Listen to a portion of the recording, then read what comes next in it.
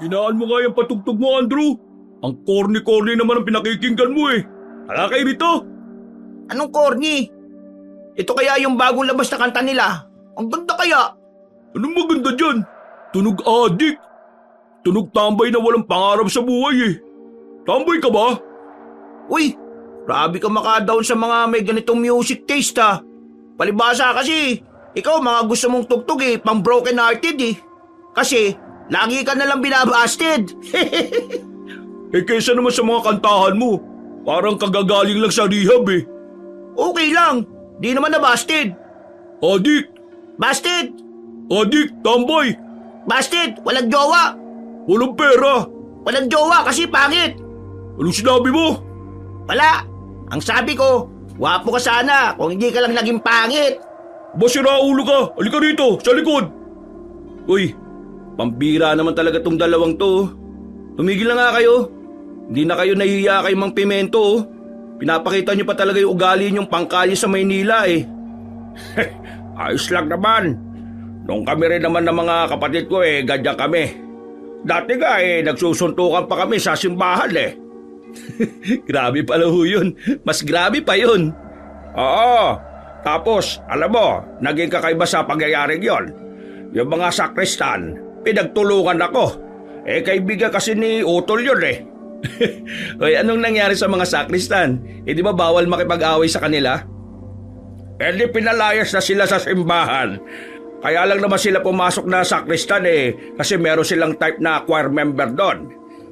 Hindi ko talaga makakalimutan yun kasi pagkatapos nila akong pagtulungan sa harapan ni Jesus, aba, nagsimbang gabi pa ang mga loko-loko.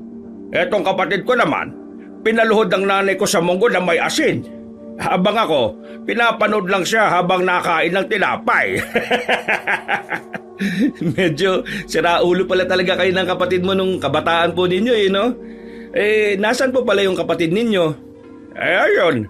Maagang kinuha ni Lord. Makulit eh. Ikaw ba naman ang mag-drive ng lasing tapos salpukin mo yung truck? Akala niya siguro eh may pangalawang buhay pa siya. Ayun, tigok. Iyak si nanay eh. Eh syempre, iyak din ako. Nawalan na ako ng kasuntukan palagi eh. Eh, yung mga kapatid kong natira eh, puro babae. Hindi ko naman pwedeng hamunin ng suntukan ng mga yon. Hindi ko alam kung anong mararamdaman ko sa kwento ninyo. Pero mukhang masaya naman yata kayo eh, no? Eh, masaya naman na. Ang tagal nang nangyari doon eh. Kaya itong si Andrew at Henry, hayaan mo silang mag-away para malaman natin kung sino sa kanilang dalawa yung maagang makukuha ni Lord. Ay, naku! Lintik talaga mga aso rito pag-alagala, oh. Napapreno tuloy ako ng bigla eh. Eh, nasagasaan nyo? Eh, hindi ko nga sigurado eh. Sandali, babain nga natin. Pagbaba namin ng sasakyan kabanong ay nakita namin ang isang asong itim na nakahiga na sa semento. Maawain ako sa aso kaya agad ko sanang lalapitan. Pero pinigilan ako ni Mang Pimento. Ang sabi niya, hindi ko raw dapat lapitan agad ang mga asong hindi namin kilala. Baka raw bigla kong sakmalin. Eh, dyan lang kayo ah. Ako na lalapit. Kumuha siya ng putol na sanga sa gilid. Ginalaw-galaw niya ang aso gamit yon. Wala naman kasing nakitang dugo sa aso kaya iniisip namin na hindi naman talaga namin siya nabangga. Ang pinagtataka namin, bakit siya nakahiga? Mang Pimento, natutulog lang yata yan eh. Buwang ka ba? Bakit siya matutulog sa gitna ng kalsada? Yang sabi nga ni Mang Pimento kanina eh, munti ka na niyang masagasaan. Ibig sabihin, gising niya kanina. Eh di gising tapos biglang natulog. Utak mo talaga parang nasa pa eh. Utak mo naman nasa singit. Uy, talagang dalawang to. Manahimik na nga kayo. Eh, Mang Pimento, igilid na lang siguro natin. Pero sigurado kayo na hindi natin to nadali ah. Alina, hindi ako sigurado. Eh ngayon, sigurado na akong hindi naman natin to nasagasaan. Ang layo eh. At saka kung nadali natin yan, talsik yan. Pero tingnan mo, parang natutulog lang sa malambot na sopa eh oh. Eh, tabi na lang po natin para makaalis na rin tayo. Eh mabuti pa nga. Kanina pa tayo hinihintay ng lola nyo eh. Alas 9 na rin ng gabi. Lalapitan sana namin ang asong itim, Kabanong, pero laking gulat namin nang bigla yung bumangon. Sandaling tumingin sa amin at umangil, kaya napaatras kami ng kaunti. Tumakbo palis ang aso na parang walang nangyari. Lang yung asong yun naprank yata tayo Pambihira, niloko lang tayo. Pero ano yun naprank? Na-prank, yun yung parang niloko ka lang. Yung parang pinaliwala ka lang pero hindi ka naman talaga niya gusto. Diba, Henry? Oh, bakit ako tinatanong mo? Eh di ba ganun ang ginagawa sa'yo ng nililigawan mo? Tapos, it's a prank! Aray, bakit ka ba nang babatok? Asar ka ng asar Mamaya hindi lang kotong aabuti mo sa akin. Sige na, sumakay na kayo ulit. Bibilisan ko na lang ang pagmamaneho para madali na tayo makarating sa mansyon. Hindi na lang namin inintindi pa ang pangyayaring yon. Itinoon na lang namin ang atensyon sa biyahe. Makailang minuto lang, narating na namin ang lugar. Para yung tirahan ng mayayaman. Kaunti lang ang bahay pero karamihan ay malalaki at makaluma. Sabi ni Mang Pimento, yung likod ng lugar nila Lola, naroon ang bahay ng mga mahihirap. Isang malaking baryo na kung saan magkakasamang naninirahan ng mga taong isang kahig, isang tuka. Mabuti naman, nandito na tayo. Tain-tain na ako sa mukha ni Henry. Hoy, nanahimik na ako Kapag ako napikon talaga sa'yo. Ay, umayos kayong dalawa. Ayaw ni Doña Marta ng mga ganyan Ang tagal na nung huling beses kayong napadpad dito, bata pa kayo. Kaya hindi nyo na alam kung ano ugali niya. Makinig kayo kay Mang Pimento Siya ang mas nakakakilala sa lola natin. Magbabakasyon lang naman tayo dito, di ba? Bakit kung magsalita kayo dito na tayo titira? Buang, malamang sa mansyon ni Lola talaga tayo tutuloy habang nagbabakasyon. Parang ano talaga Huwag ka nang bumoses. Tara na sa loob. Umasok na kami sa loob. Sa bakuran pa lang ay naabutan na namin si Lola na nakaupo sa isang antigong upuan. Nasa loob ito ng maliit na bakod at kaharap ang ribulto ng isang anghel. Tumingin siya sa amin na parang sinusuri ang buong pagkatao namin. Hindi kami makapagsalita, Kabanong. Tahimik lang kaming nakikiramdam sa kanya. Mabuti naman at nakarating na kayo. Ang buong akala ko hindi na kayo makakaabot sa bahay ko. Bago tayo pumasok sa loob, gusto ko lang ipaalala sa inyo na kayo ang nakiusap sa akin na magbakasyon dito. Kaya habang nandito kayo sa puder ko, susunod kayo sa lahat ng patakaran ko. Mamaya, sasabihin ni Mang Pimento ang lahat ng bawal at hindi dapat gawin. Gusto ko na maging matino at kagalang-galang kayo habang nasa akin kayo. Nalaman ko sa mga magulang ninyo na mga pasaway kayo sa Maynila.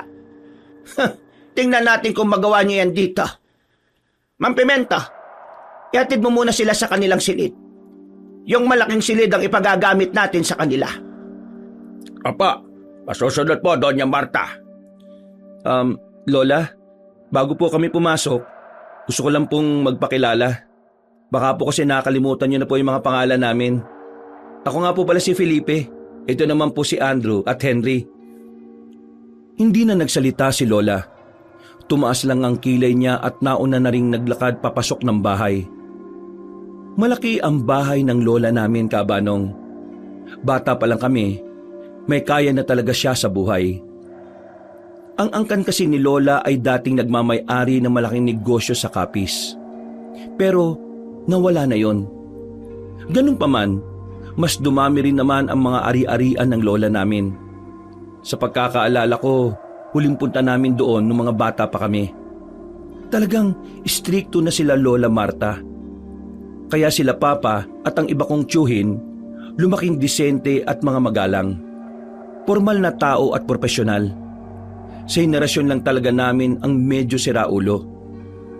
Habang kumakain, Kayong tatlo, anong ginagawa niyo sa mga buhay ninyo sa Maynila? sandali kaming napatigil sa nginunguya namin.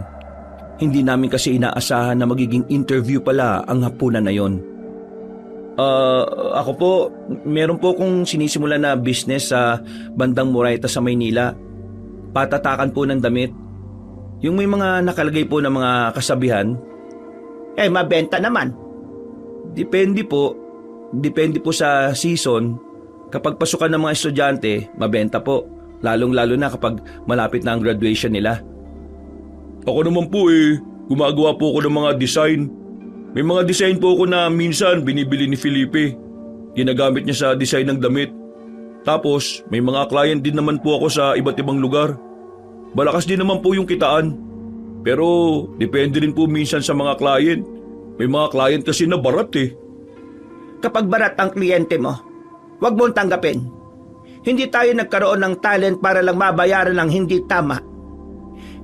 Ikaw naman, Andrew. Anong ganap mo sa Maynila? Napatingin kami kay Andrew. Ramdam ko na agad ang hiya niya. Hindi pabor sa kanya ang ganitong klase ng usapan. Dahil una sa lahat, wala naman siyang masasabi. Wala po akong business Wala rin po akong trabaho. Wala. Anong silbi mo sa pamilya?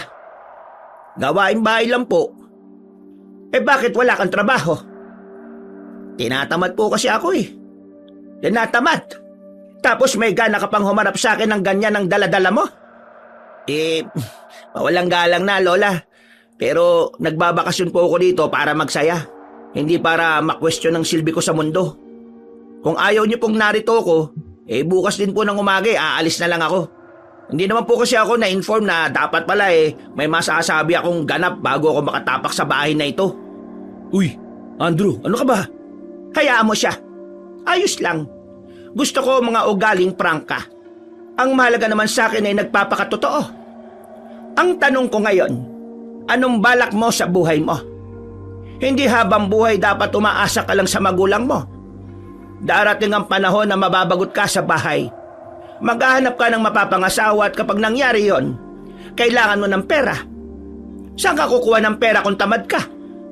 Kung ang mga masisipag po tinatamad din, ibig sabihin, ang mga tamad pwede rin sipagin. Kaya nakakatiyak ako, baka bukas, sa susunod na bukas at sa sunod na buwan, baka bigla na ako sipagin ulit. Sa ngayon kasi, kaya ako tinatamad wala akong dahilan para magsipag Walang dahilan. Bakit? Kailangan mo pa ba ng ibang tao para magkaroon ng dahilan? Gawin mong dahilan ng sarili mo, Andrew. Kapag dumating ang araw ng kakapusan, sarili mo ang kawawa. Wala kang malalapitan. Kahit kaming mga kamag-anak mo, hindi ka namin matutulungan kung pati kami ay kinakapos na rin.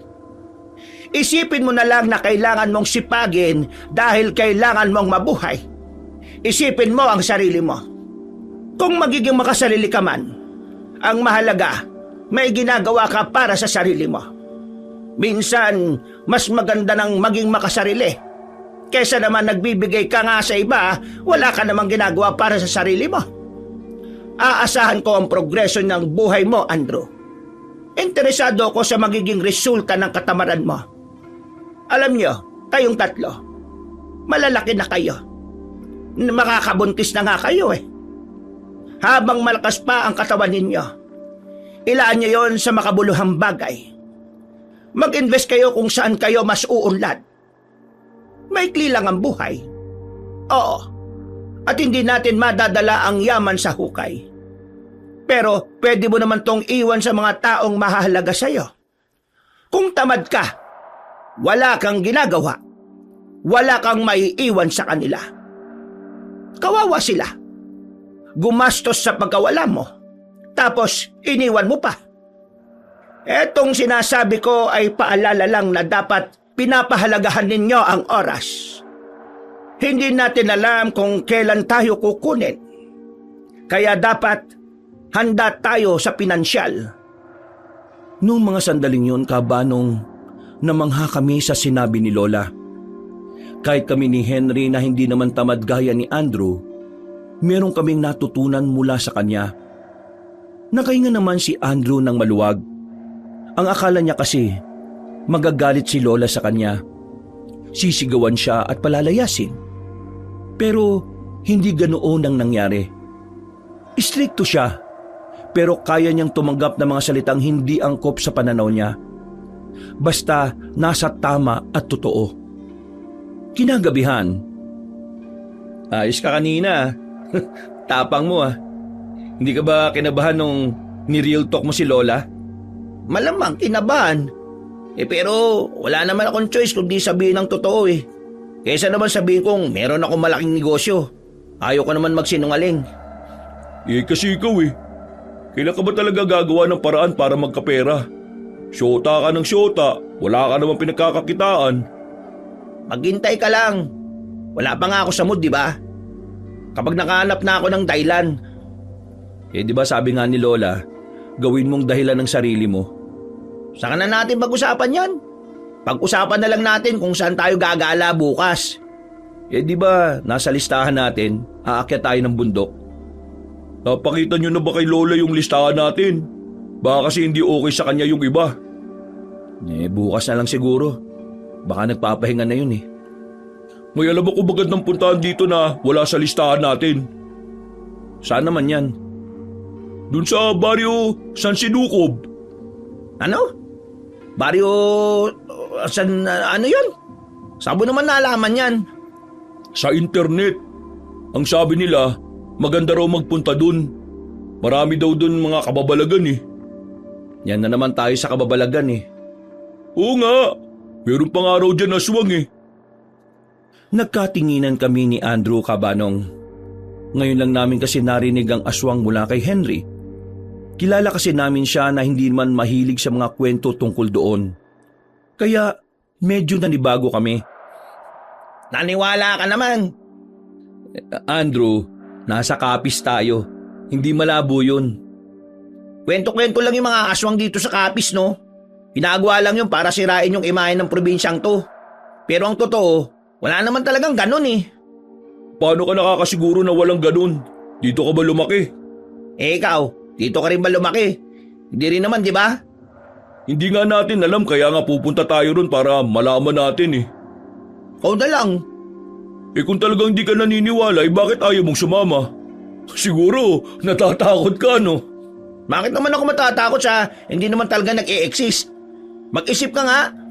Oo, yan na naman kayo Tama na nga yan. Marinig pa kayo ni Lola. O sige, ganito na lang. Tutal, hindi ka naman naniniwala, Andrew. Kami na lang muna ni Henry yung lalakad papunta ron. Di bahala kayo sa buhay nyo. Basta kapag hinanap kayo, sasabihin ko kung saan kayo nagpunta. Ang KG mo talaga. Anong KJ? Sinusunod ko lang yung sinasabi ni Lola sa patakaran niya. Bawal magpunta sa mga lugar na liblib at malayo. Ako nang bahala magpaliwanag kay Lola, Henry. Kaya huwag ka na mag-alala. Punta natin bukas pagkatapos natin lumargang 3. Pagkatapos ang pag-uusap namin na yon, ay humiga na rin kami sa malaking kama. Kasyang-kasya kami roon. Nasa gitna ako dahil baka magsabong ang dalawa kapag nagtabi. Pero mga bandang 3:00 na, hindi pa rin kami dinadalaw ng antok. Sabay-sabay kaming bumangon. Mulat na mulat. Kaya naman inilabas na lang namin ang daladala naming alak. Nasa bag ni Andrew. Pampaantok lang sana. Andrew, kuha ka yelo sa baba.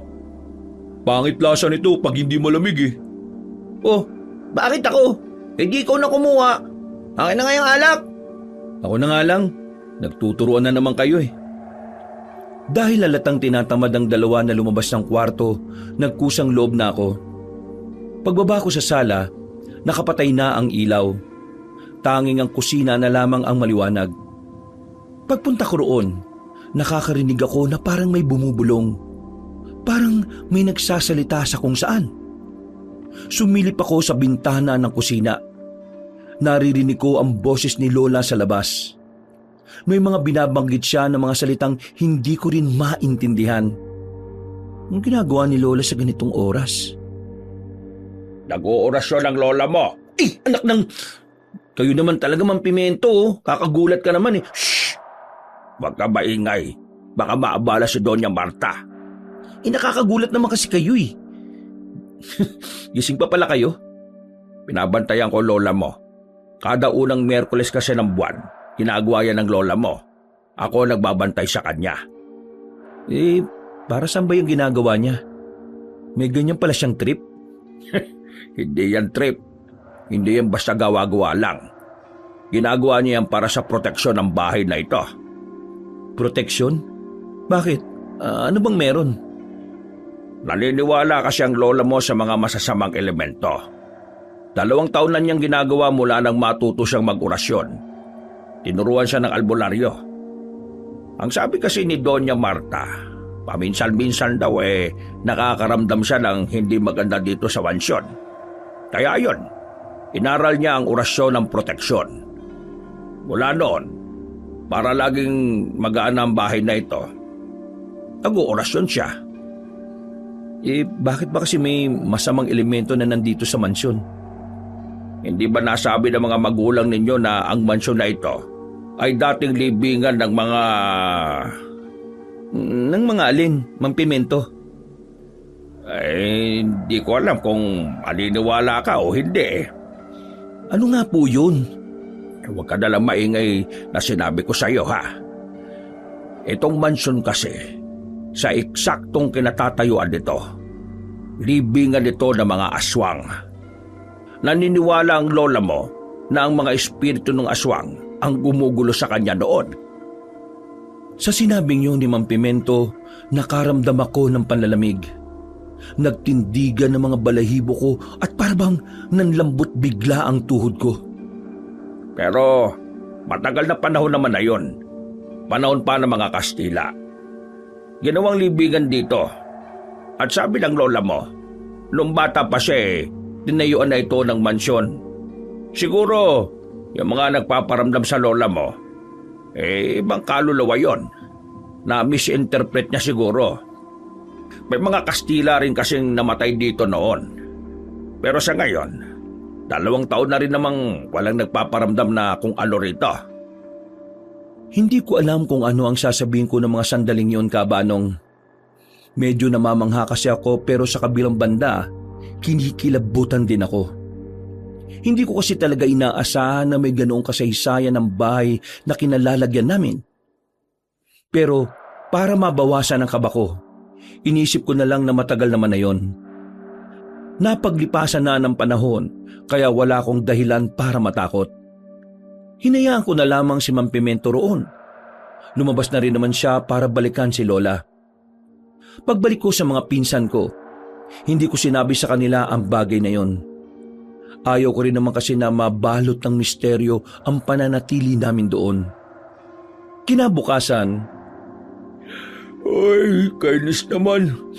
Sino bang katok ng katok na yan? Natutulog pa ang tao Ikaw na, Henry. Tinatamad pa akong bumangon Buksan mo na. Oh, bakit ako? Ikaw na lang, Andrew. Ang tatamad talaga ng mga siraulong to. Ako na nga. Pagbukas ng pinto, bumungad sa amin si Mang Pimento na kasama na si Lola Marta. Magbihis kayo ng maayos. Napabangon ako at si Henry. Dali-dali naming isinuot ang mga damit namin at saka humarap sa kanila. Magandang umaga po, Lola Marta. Saan po tayo pupunta? Isasama ko kayo sa pamilihan. Para sa susunod, kayo na ang bibili at hindi na si Mang Pimento. Ano pong kailangan naming dalin? Wala. Ang kailangan nyo lang ay ayusin nyo ang mga sarili ninyo. Ayaw kong magmukha kayong gusgusin. Kilala ako sa lugar na ito kaya ayaw kong basta-basta lang kayo. Kailangan po ba naming magsuot ng coat and tie para pang formal? Ay nako, hindi naman ganun lang sinasabi ni Doña Marta Ang sinasabi niya, kahit simpleng damit lang basta mukha kayong malinis at presentable. Sige po, Lola. Magbibihis lang po kami. Susunod na po kami. Tumango lang sa amin si Lola at nauna na ring naglakad. Sumenyas lang sa amin si Mang Pimento. Ayon sa kanya, nasa magandang mood daw ang lola namin. Nang makapagbihis na kami, ay agad naman kaming lumabas ng silid. Maya-maya pa, umalis na rin kami ng mansyon. Habang naglalakad kami patungong pamilihan, pinapayungan ni Mang Pimento ang lola namin.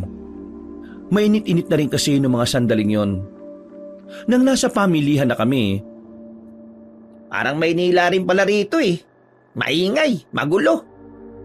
Pero ang pagkakaiba lang nito sa Maynila, laging sariwa ang mga mabibili mo rito tapos mura.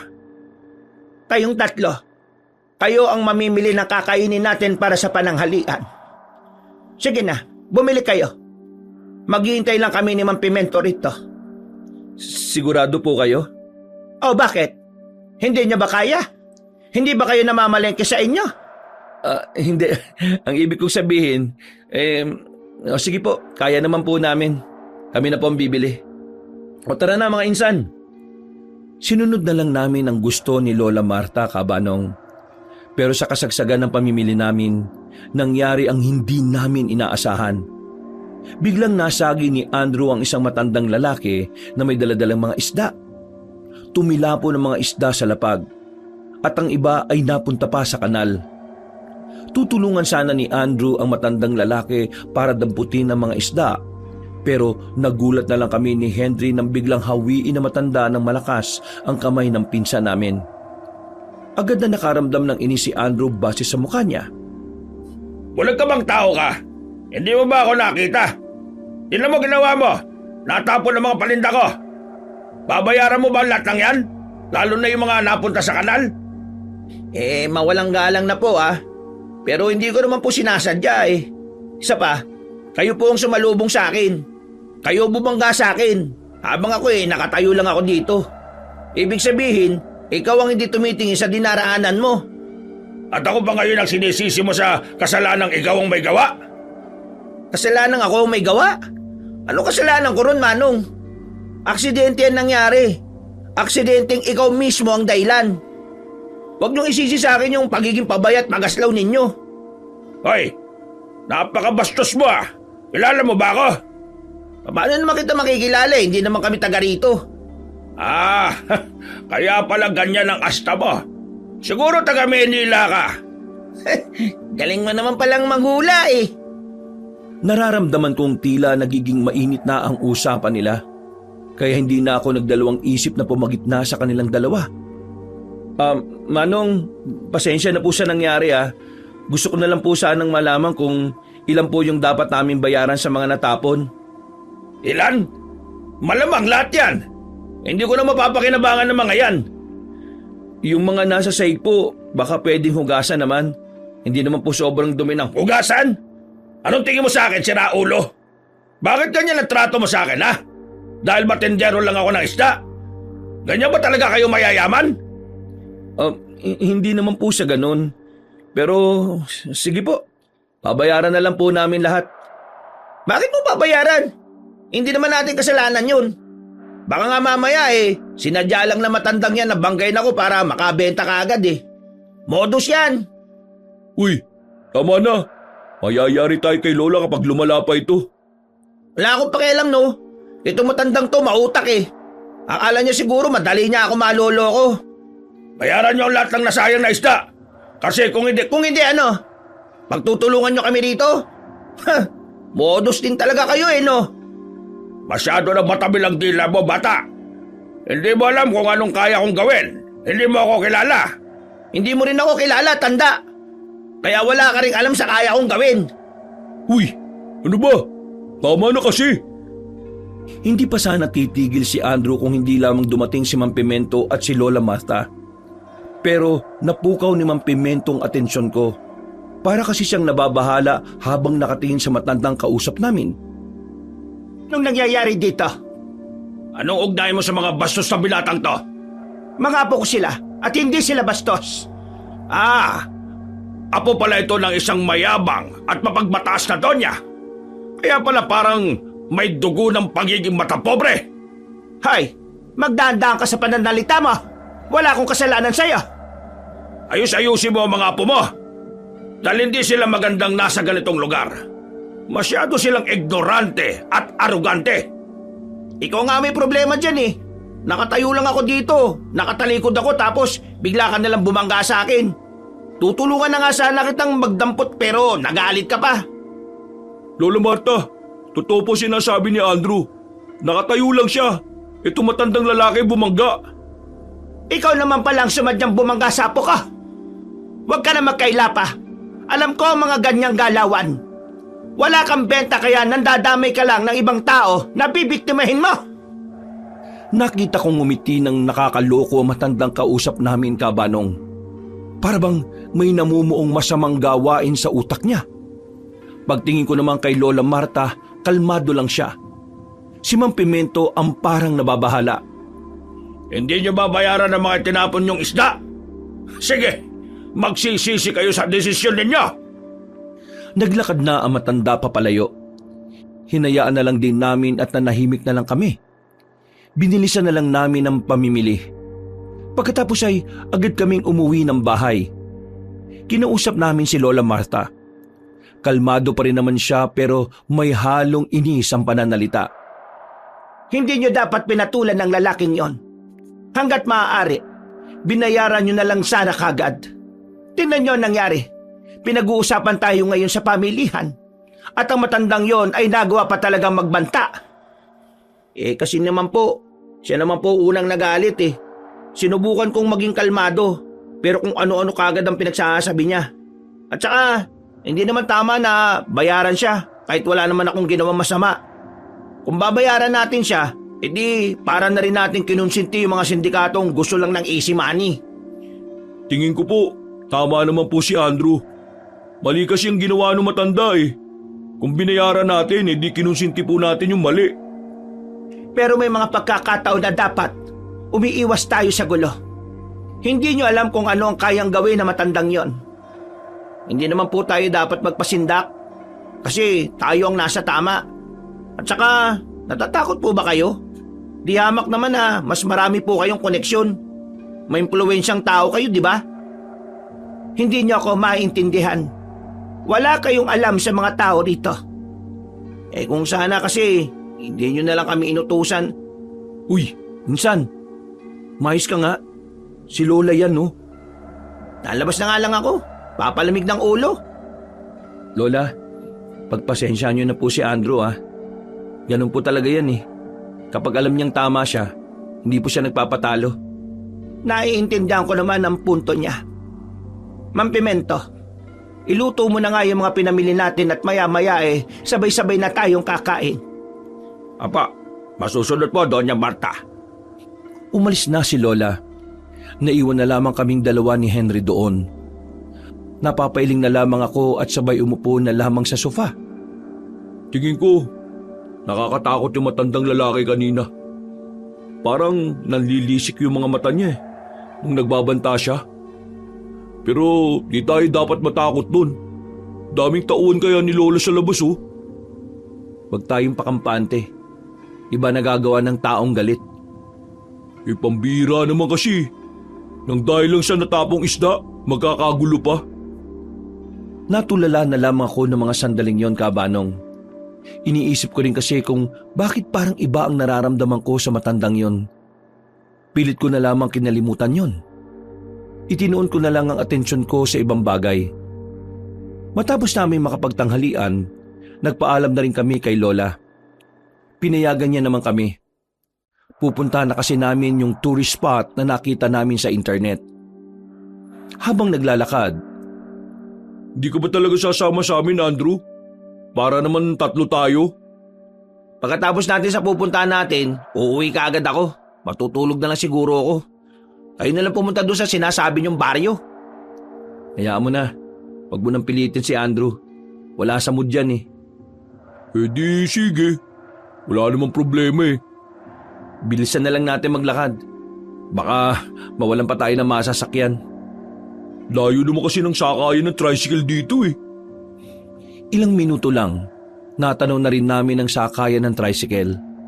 Pero pagdating namin doon, nakita na lang namin na matandang nakasagutan ni Andrew sa pamilihan. Masama ang tingin niya sa amin. Hindi na lang sana namin papansinin pero siya ang lumapit. Kaya naman hinarang ko kagad si Andrew. Nababahala kasi ako na baka magkasagutan na naman sila. Tingnan mo nga naman ang pagkakataon oh. Sa dinami-rami ng lugar, dito ko pa talaga kayo makikita. Pasensya na po pero meron kasi kaming pupuntahan eh. Sige po. Hoy! Magugulo ang buhay niya.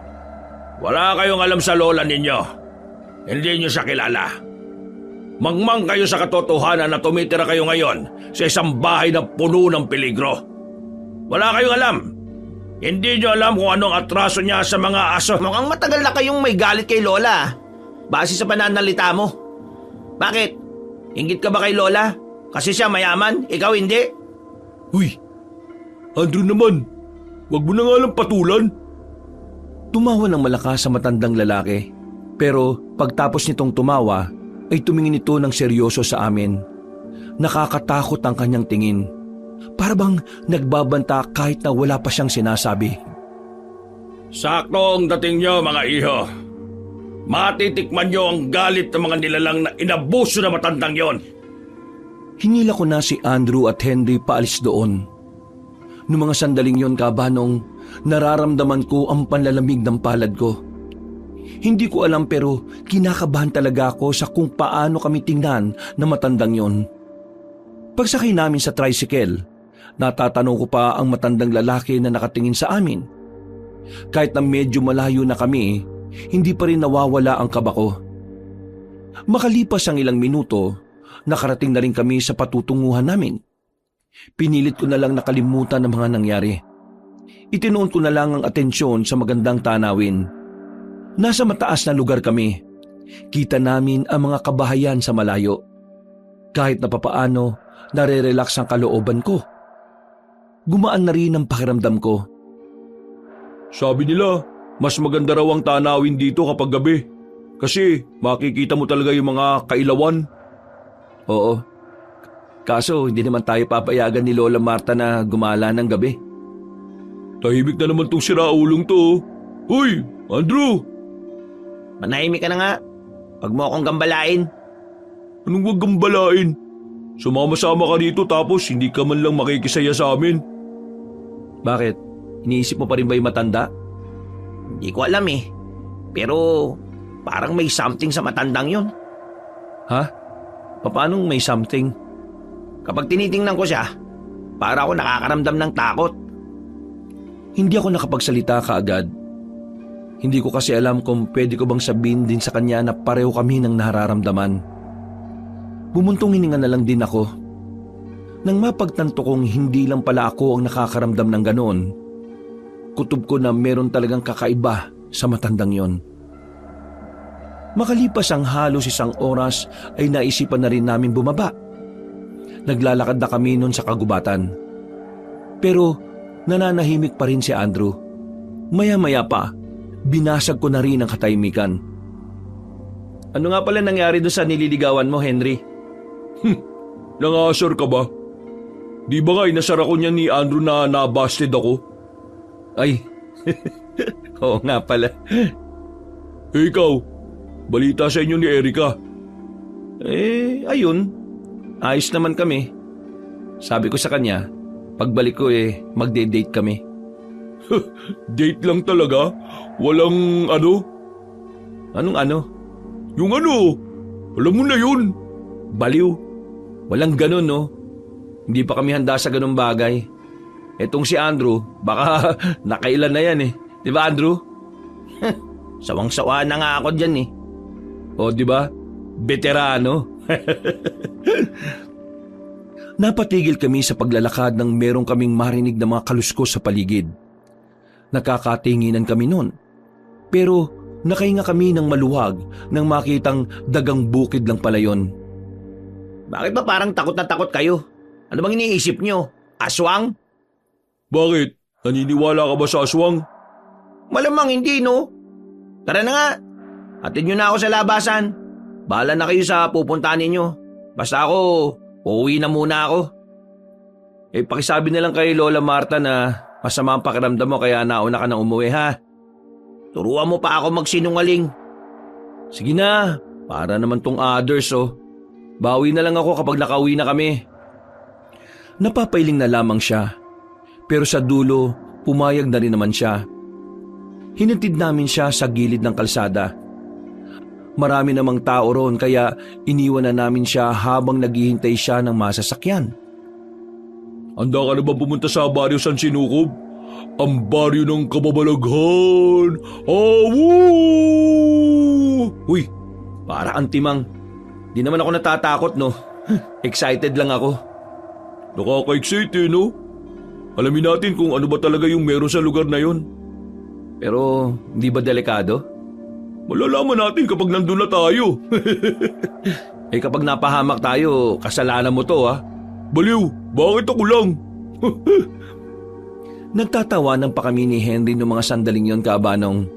Wala kaming ibang iniisip kundi ang malaman kung totoo ba talaga ang mga haka-haka.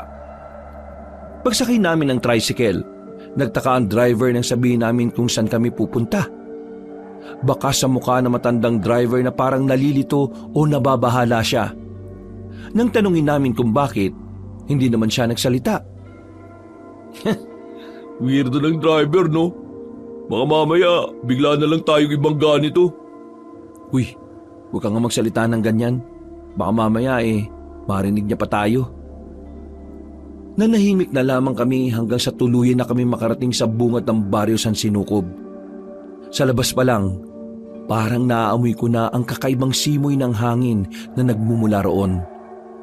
Bago umalis sa matandang driver, tumingin pa siya sa amin na parabang nababahala. Parang may gusto siyang sabihin sa amin. Eto na yung pre.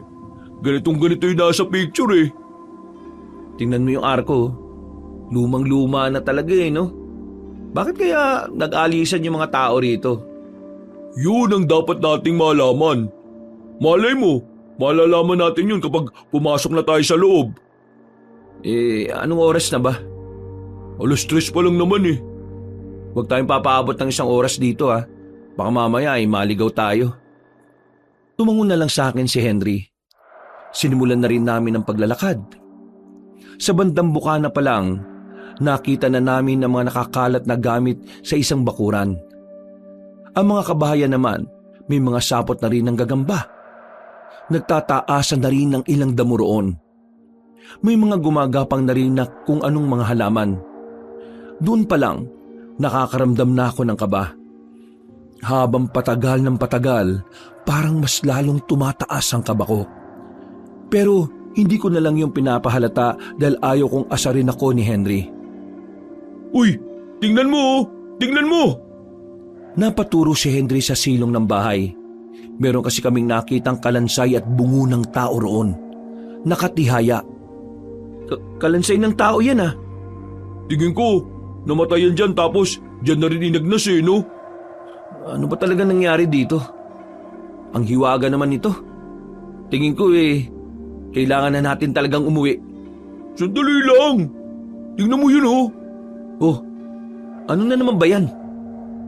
Nilapitan naming dalawa ang mga kakaibang disenyo ng banga na nasa gilid ng isang bahay. Sa hindi malamang dahilan, para bang naging interesado kaming tingnan kung ano ang nasa loob. Kaya naman agad-agad naming tinanggal ang takip. Pagtingin namin, meron ding mga kalansay. 2 kalansay ang mga naroon na amoy sunog. Gagi! Tingin ko minasakir ang mga tao dito Kaya siguro nababalot ang kababalagan to. Tara, umalis na tayo. Baka mamaya kung ano pa mangyari sa atin. Ayaw mo pa bang matuklasan ng mga nandito?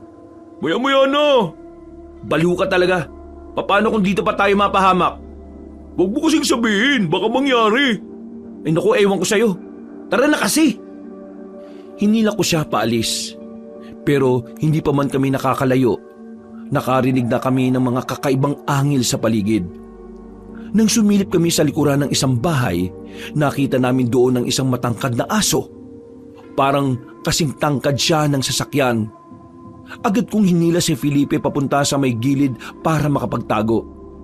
Tinakpan ko rin ang bibig niya para hindi siya makagawa ng kahit na anong ingay. Habang nakatago kami, Kabanong, nakita namin na lumabas na ang aso doon. Parang hindi pangkaraniwan ang asong yon. Namumula ang mga mata niya at hindi normal ang haba ng dila. 10 minuto matapos kaming lagpasan ng malaking aso ay saka pa lamang kami lumabas. Sapat na ang nakita namin yon para isiping hindi talaga kami ligtas kung mananatili pa kami doon. Palingon-lingon kami sa paligid habang hinahanap ang aso.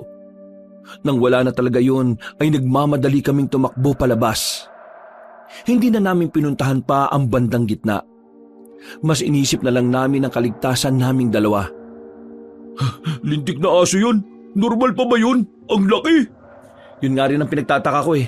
Bakit ang laki ng asong yun? Insan, pre, tingnan mo oh. Aswang kaya yung asong yun? Ha? Aswang? Oo, nabasa ko kasi dati, yung mga aswang daw pwedeng maging aso.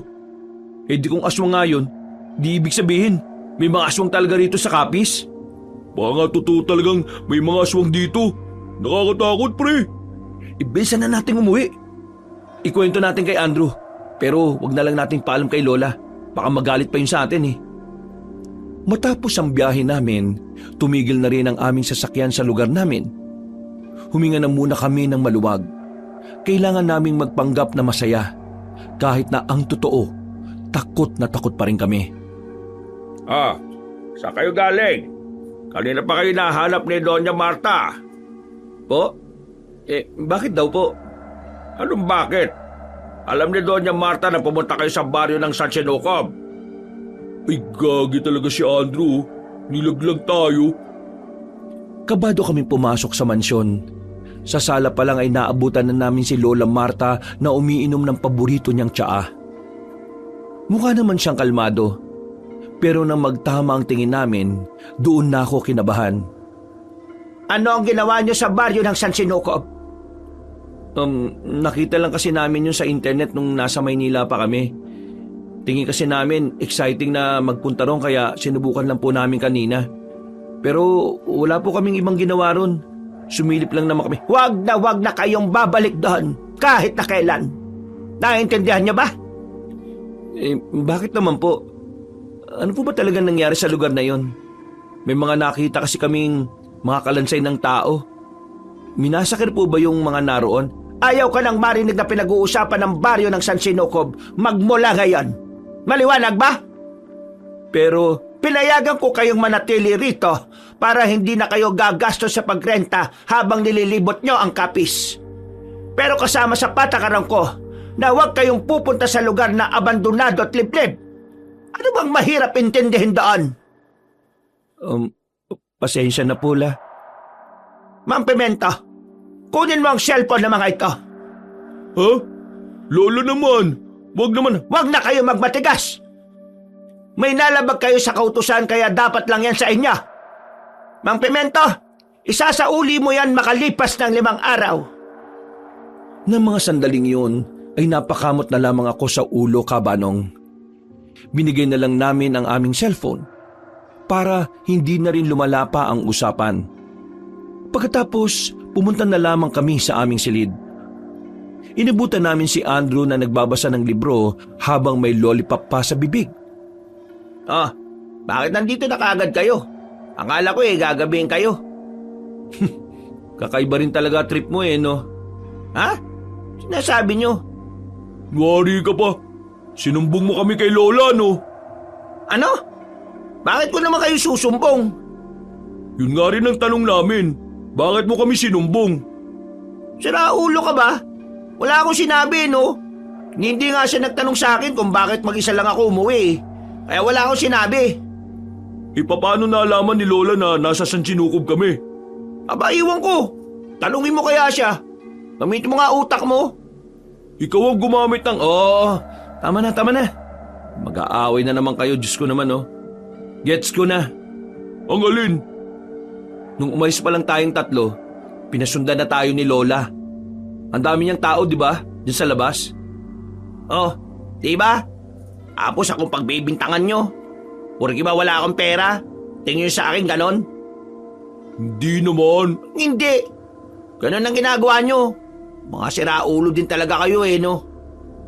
Diyan na nga muna kayo. Padabog na lumabas ng kwarto si Andrew.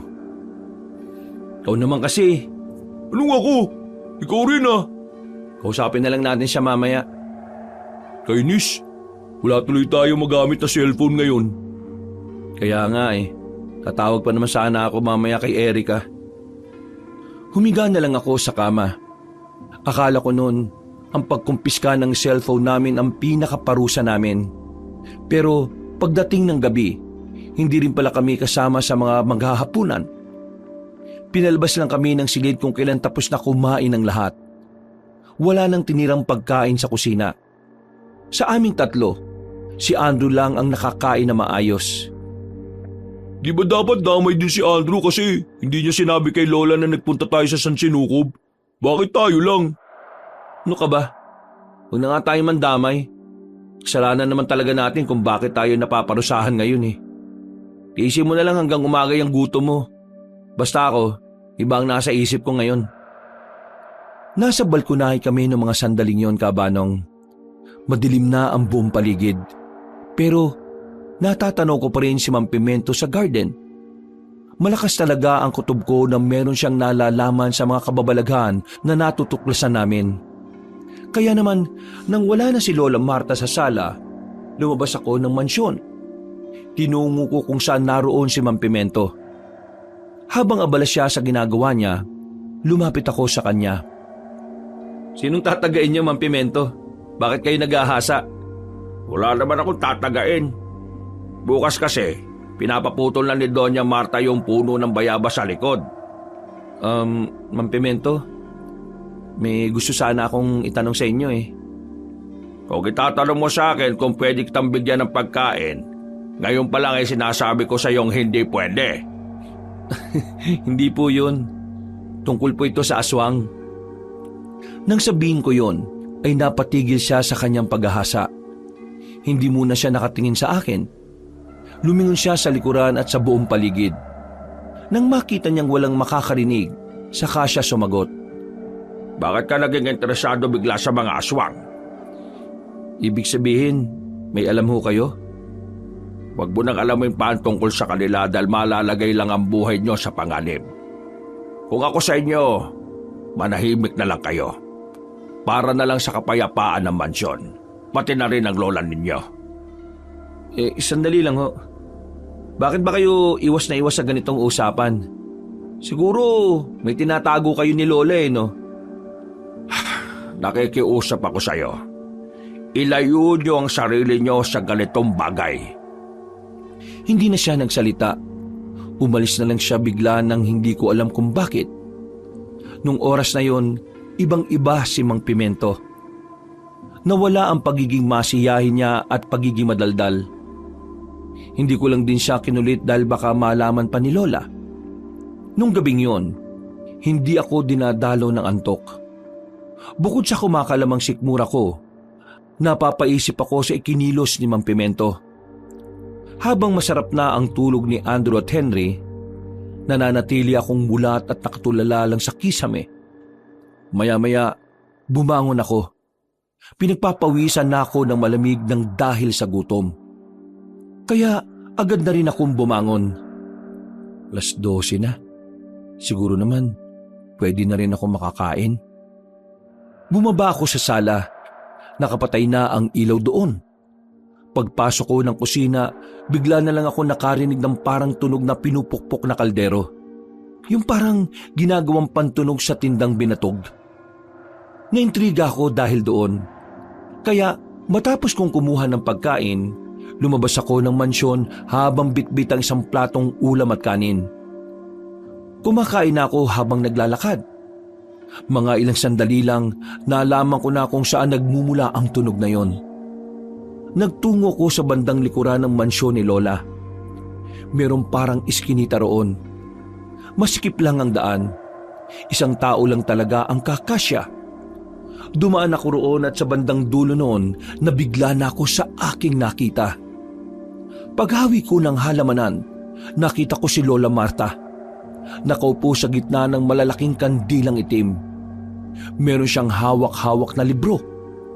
Meron ding mga kagamitan na hindi ko alam kung para saan. Nakita ko naman si Mang Pimento sa gilid. Sige lang sa pagpupukpok sa ilalim ng isang hugis kaldero. Anong ginagawa nilang dalawa? Bakit may ganyan? Ang daming kandila. Naging malinaw lang sa akin ang lahat nang marinig ko na ring magsalita si Lola Marta. Nagtindigan ang aking mga balahibo. Para akong nanlambot. Hindi ko kasi alam na may ganun pala siyang katauhan. Itigil mo na yan, Pimento. Sigurado na ako magiging malakas ang kulam na ginawa ko para sa kanila. Tingnan lang natin kung makalapit pa sila sa atin. Doña Marta, mamamatay ba sila sa kulam na ginawa niyo? Oo, mamamatay sila. Pero may tsansa silang makasalba kung malakas ang katawan nila. At kung nakapagsuot sila ng pangontra sa kulam. Malaking tulong na rin na maraming mabawas sa kanila. Kung hindi natin to gagawin, baka sila naman ang pumunta rito.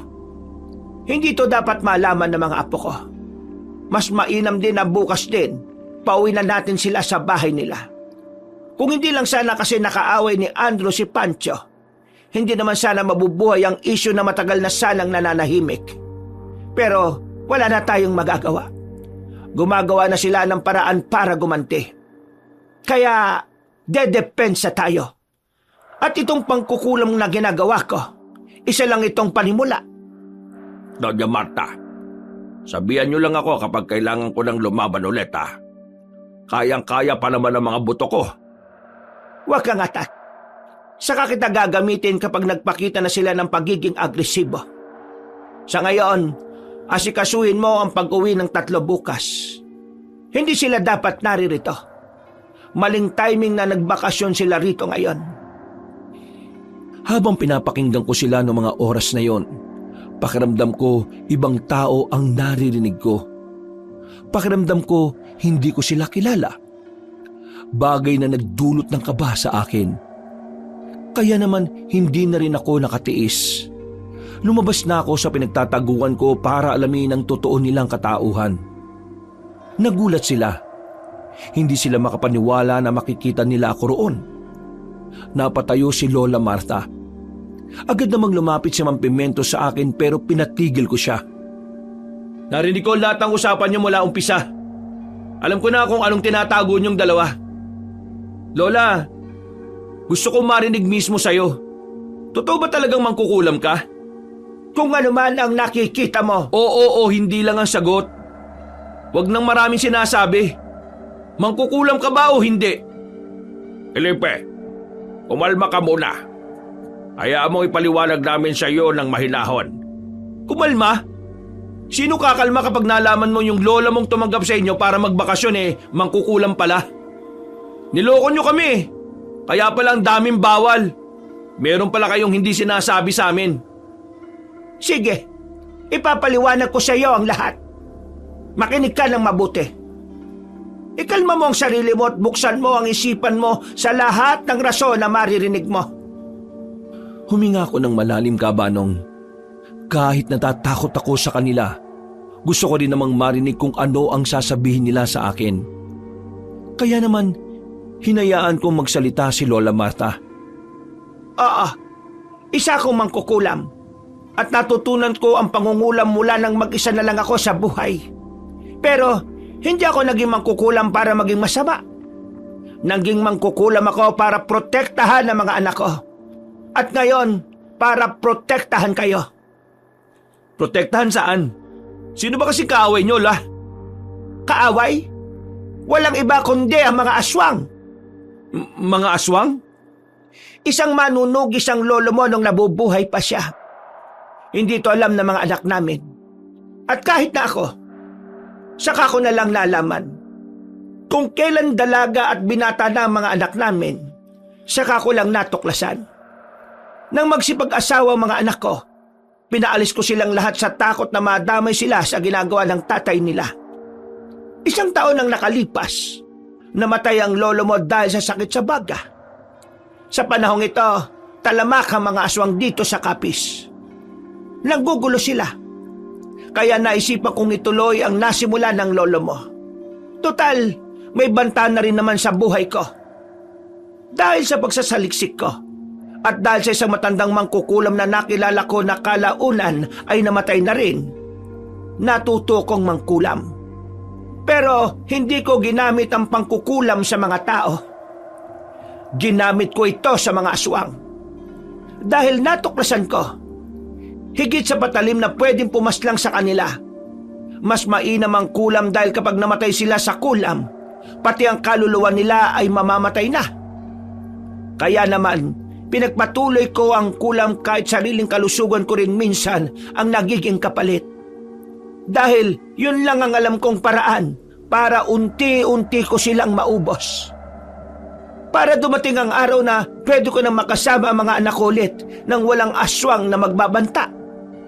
Pero naguguluhan pa rin ako, Le. Ano ba talagang ugat ng gulong ito? Ang mansyon na ito. Dito nakalibing ang mga ninuno na mga aswang. Pero yung mga ninuno natin, sinadyang dito itayo ang mansyon. Para yung mga nakalibing na aswang dito malabo ng mabuhay.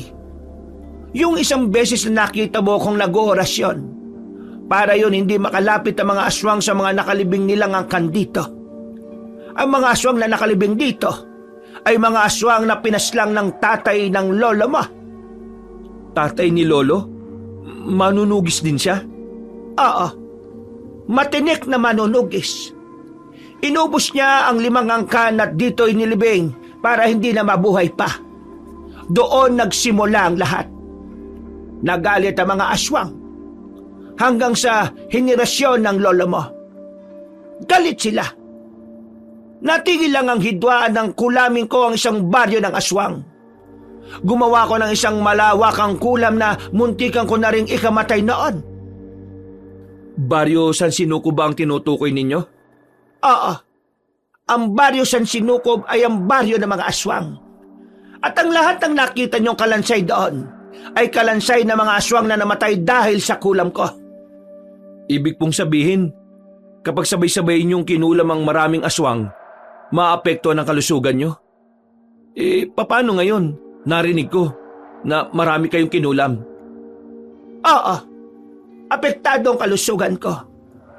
Pero ngayon, alam ko na kung paano ko mababawi ang lakas na mawawala sa akin. Ang mahalaga sa akin ay mabawasan ang bilang nila.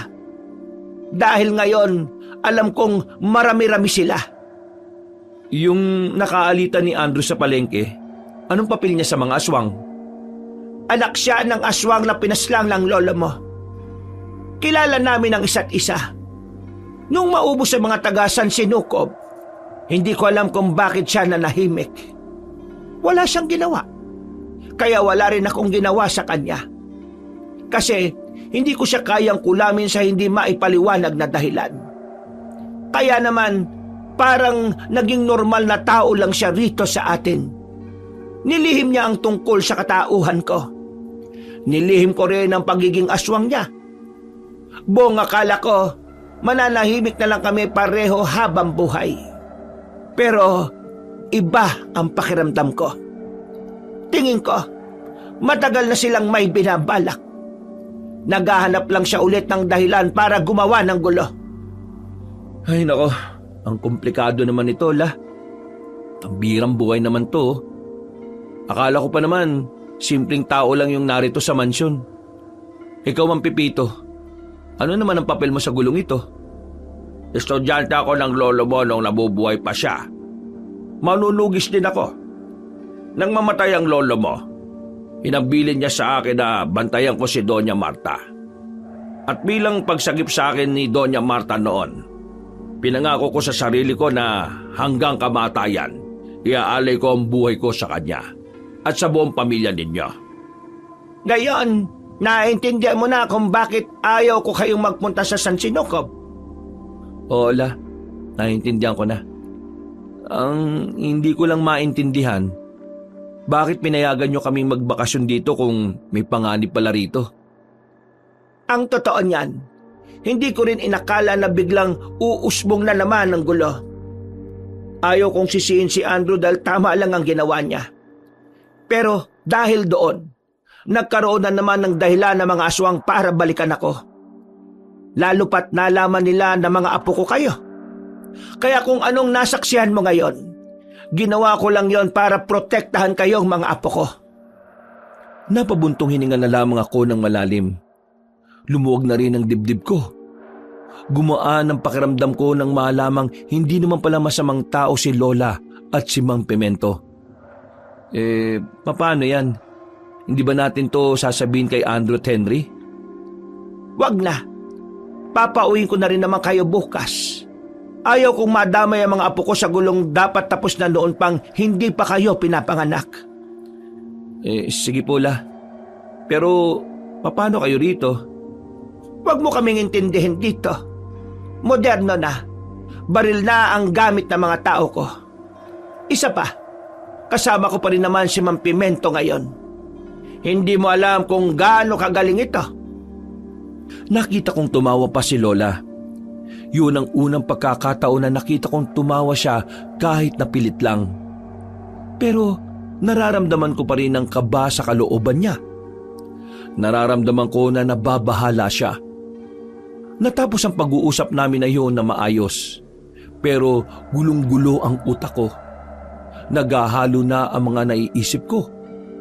Nag-aalala ko para kay Lola. Lalo na't unti-unti na rin ako nagkakaroon ng ideya kung ano ang kayang gawin ng mga aswang. Bumalik na lang ako sa higaan, Kabanong. Pero hindi pa rin ako dinadalaw ng antok. Iniisip ko pa rin ang mga sinabi ni Lola Marta. Saka ko lang napagtanto na kaya pala siya laging seryoso ay dahil sobrang dami na niyang napagdaanan na hindi maganda. Kinabukasan. Uy! Uy! Gising! Mananangalian na, uy! Nagmulat ang mga mata ko nang maramdamang sinampal na ako ni Andrew. Bumungad ang mukha niya nang ngumunguya pa. Agad akong napabangon nang bumagsak sa mukha ko ang kinakain niya. Ano ba? Ang bira naman talaga to. Sorry, hindi ko sinasadya. Butas bibig ko eh. Sige na, bumaba ka na. Kakain na. Ikaw na lang ang hinihintay, no? Anong oras ka ba kasi natulog kagabi? Bakit parang puyat na puyat ka? Basta. Teka, hindi ka na ba galit sa akin? Ha? Wala naman akong choice kundi alisin yung inis ko eh. Tayo lang magkakasama rito. Ay, siya nga pala. Sabi ni Lola, uuwi na raw tayo mamayang hapon. Hinihintay lang yung iba niyang mga tao para magatid sa atin. Felipe, alam mo nagtataka ako. Ano bang meron? Bakit bigla tayong pauwiin? At bakit ang daming sasama sa atin? Hindi ko rin alam, pre. Itanong kaya natin kay Lola Marta. Wag na. Bakit naman? Akala ko ba gusto mo malaman? Mukhang wala sa mood si Lola eh. Baka mamaya magalit. Tara na. Kakain eh, paiga-iga ka pa dyan. Lumabas na lamang kami sa silid at saka tumungo na rin sa dining area. Sabay-sabay kaming nananghalian.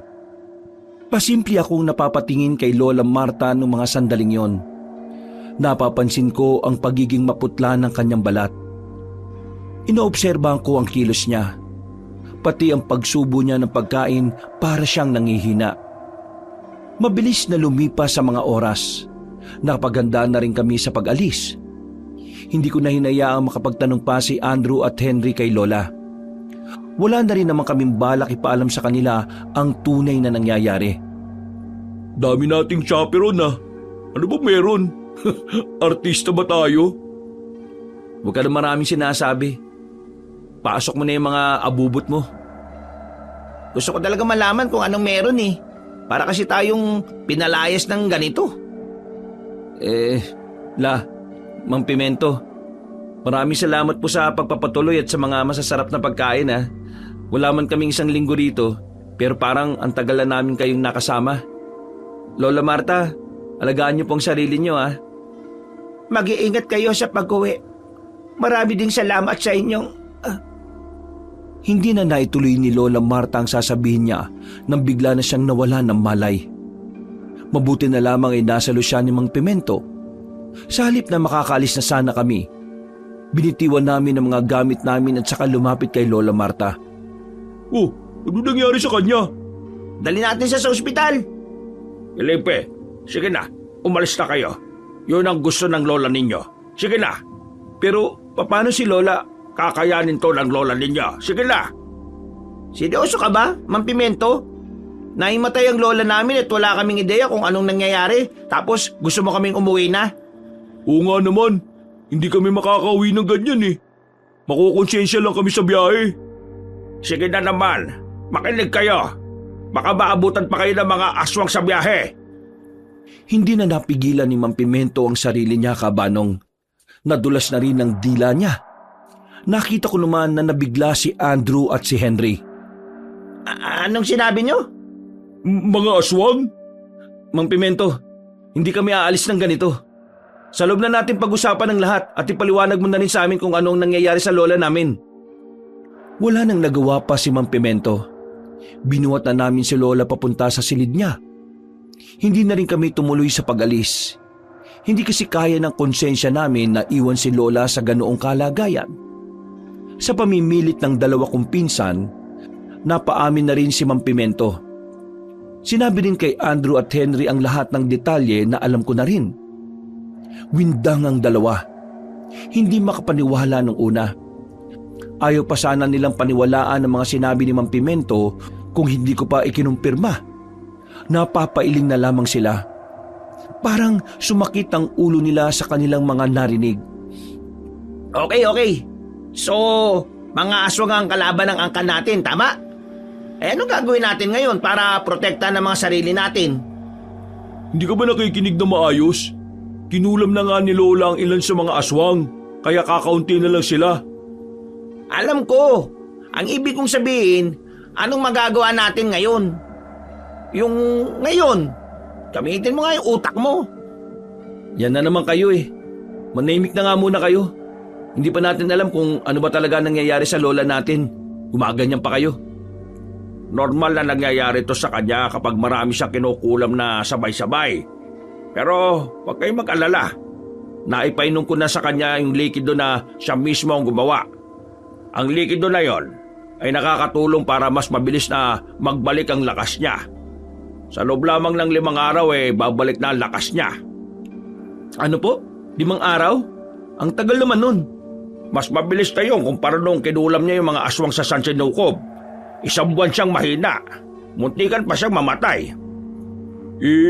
Kailan naman magkakaroon ng malay si Lola? Kahit anong oras. Ngayon kasi umiepekto yung gamot kaya wala pa rin siyang malay. Lakas lang naman ang nawala sa kanya hindi ang ulirat. Kaya makakaasa kayong makakausap niyo pa rin naman siya. Kumalman na rin kami nang marinig namin yon. Napaupo na lamang kami sa paanan ni Lola. Napahawak ako sa sentido ko nang maramdaman ko ang kirot. Dahil sa stress, sumasakit na rin ang ulo ko. Hindi ko inakala na ang masaya lang sanang bakasyon namin mahahaluan pala ng takot at pangamba. Kinagabihan, tumambay kami sa garden habang hinihintay na magkamalay si Lola. Hindi namin maiwasang hindi mapag-usapan ng mga bagay-bagay. Baka kaya rin natin naisipang magbakasyon dito dahil ito talaga yung kapalaran natin. Ang alin? Ang makain ng aswang? Buang. Ang matulungan si Lola. Paano tayo makakatulong Hindi nga natin alam kung paano lalabanan yung mga aswang na yun. Basta hindi ako uuwi ng Maynila. Tutulungan ko si Lola. Isa pa, problema naman ng angkan natin to At tingin ko rin yung mga magulang natin, alam din naman yung bagay na ito. Kung gusto mo nang umuwi, Andrew, mauna ka na. Ikaw na lang ang bahalang magkwento sa kanila. Sa ulo ka ba? Bakit ako uuwi? Para nyo naman sinabi na wala akong pakialam kay Lola. Dito lang ako, no? Ang akin lang naman paano tayo makakatulong? Napasandal na lamang ako sa pader. Kahit ako rin, hindi rin naman alam ang gagawin. Nung gabing yun, wala namang kaming naramdamang mga aswang sa paligid ng mansyon. Hinala ni Mang Pimento, bumubuelo lang ang mga aswang. Hindi raw lalapit ang mga yun nang walang hinandang matinding plano. Kinaumagahan, nagkaroon na rin ng malay si Lola Marta. Nagtataka pa siya nang masilayan niya kami. Pero wala na rin naman siyang magagawa dahil wala rin naman talaga kaming balak na umalis. Ay nako, ang titigas talaga ng ulo ninyo. Oh, hindi mo kami mautusan na umalis ngayon, Lola. Hindi ka makatayo at bawal ka rin magsalita ng marami. Baliw talaga to si Andrew La, dito lang muna kami. Hanggang sa maging okay ka at hanggang sa maging okay ang lahat. Pero wala kayong ideya sa kayang gawin ng mga aswang. Anong magagawa niyo para labanan sila? Madaming paraan la. Pwede naman kaming humawak ng baril. Hindi kaya magpapaturo kami kay Mang Pimento. Di ba manunugi siya? Ito na nga bang kinatatakutan ko? Ang masangkot ang mga mahal ko sa buhay sa problema ko. La, hindi mo lang to problema. Problema ito ng buong angkan natin. Natigil ang usapan namin nang biglang dumating si Mang Pimento. Bakas ng pagkabahala ang ekspresyon ng kanyang mukha. Kaya naman, kinabahan din kami sa kung ano man ang sasabihin niya. Doña Marta, Sige na, sabihin mo. Iparinig mo na rin sa kanila. yung mga tao natin sa Maisan, inatake ng mga aswang kagabi. 2 patay. Sa sinabing yun ni Mang Pimento ay napatayo kami, Kabanong. Pero nagsimula na rin ako makaramdam ng matinding takot. Kahit na marami namang tauhan si Lola Marta, naroon pa rin ang pangambang baka mas lumamang ang mga aswang kaysa sa amin. Oras na para ihanda mga tao natin. Lahat ng tao sa mga negosyo natin, abisuhan na wag na munang papasok hanggang sa susunod na linggo. Wala akong pakialam kung wala tayong kitain. Ang mahalaga rito ay walang mabiktima ang mga salot na aswang. Agad na kinausap ni Mang Pimento ang mga tauhan ni Lola. Pinakalat ang mga yon sa iba't ibang parte ng lugar. Mas marami ang nakapalibot sa mansyon. Pero hindi yun naging sapat para mawala ang kaba sa kalooban ko. Bandang 1:00 ng hapon, nasa loob lang kami ng mansyon. Nakikiramdam pero wala namang kaming namamataan na kainahinala sa labas. Nasaan si Mang Pimento? Hindi ko alam. Umalis kanina para abisuhan yung ibang trabahador ni Lola eh. Hindi pa rin nakakabalik hanggang ngayon. Kaninang tanghali pa umalis yun ah. Baka mamaya may nangyari nang hindi maganda dun. Hanapin kaya natin. Ipahanap na lang natin sa mga tao ni Lola. Hindi tayo pwedeng basta na lang umalis, no? Oh, ayun na pala si Mang Pimento eh. Buhay na buhay oh. Mang Pimento, ayos lang ba kayo? Bakit kayo natagalan? Ayos lang naman ako. Lahat na kasi ng trabahador pinuntahan ko. Kasama ko naman yung 2 kong kakilala kaya walang nangyaring masama sa akin. Yung mga aswang, wala ba rito sa atin ngayon? Hindi pa sila lalabas ngayon. Hindi sila aatake sa oras na mas madali silang makikita. Ibig sabihin, gabi pa sila magpaparamdam? Kaya ngayon pa lang, siguraduhin na natin ang kaligtasan ni Doña Marta. Dali natin siya sa basement. Basement? May basement nung mansyon? Oo, meron. Pero matagal lang hindi nagagamit. Sabi kasi sa amin ng lolo nyo nung nabubuhay pa siya, gagamitin lang namin ang basement kapag nagasikulit ang mga aswang. Halikaya, tulungan niya ka. Dali-dali naming tinungo ang silid ni Lola Marta, Kabanong. Pumayag naman siya nang sabihin naming dadalhin namin siya sa basement. Sa loob mismo ng opisina ni Lola, meron dong sikretong pintuan. Na sa unang tingin ay hindi aakalain na may lagusan pala roon. Tinulak yun ni Mang Pimento. May pinindot lang siya sa gilid ng hagdanan sabay biglang lumiwanag. Kay tagal na rin mula nung huli ko itong napuntahan. Hindi ko inakala na magagamit ko ulit ang lugar na ito. Lola, sinong gumawa ng basement na ito? Ang mga lolo nyo na sa tuhod. Bago itinayo ang mansyon na ito, ang basement muna ang inatupag nila. Eh di nung ginawa tong basement, inukay pa nila yung bangkay ng mga nakalibing na aswang dito. Ganun na nga ang ginawa nila. Anong ginawa nila sa mga nahukay na kalansay? Sinunog at yung abo, ibinaon ulit sa lupa. Naalala ko noon, Doña Marta, yung kapatid kong si Raulo. Dinala rito ni Don Solomon kasi nagkaroon ng atraso sa mga aswang. Napakabait ni Don Solomon. Kung hindi nga lang sana siya nagpabaya sa kalusugan niya, baka kasama pa natin siyang lumalaban ngayon. Maya-maya pa, narating na rin namin ang isang malaking pintuan.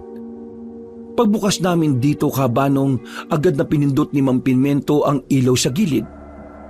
Nang magliwanag, nakita namin ang tila isang sala. Nakatakip pa ng telang puti ang mga upuan at lamesa. Mukha talaga itong bahay. Kailangan lang natin linisan ito. Maalikabok na rin kasi. Ma'am Pimento, kaya niyo po bang buhatin si Lola? Kami na lang maglilinis dito para mas mabilis. Oo naman. Wala namang problema sa akin. Sige na. Kumilos na agad kaming tatlo. Wala pang 10 minuto ay natapos na rin namin. Pinahiga na muna namin si Lola Marta sa bakanting silid doon. Habang kami naman, nasa sala lang. Sige na. Akit na muna ako. Kakausapin ko yung mga tao natin. Iniwan na muna kami ni Ma'am Pimento. Si Lola naman ay hinayaan lang namin makapagpahinga. Habang nasa sala kami, tahimik lang kami. Pare-parehong malalim ang iniisip.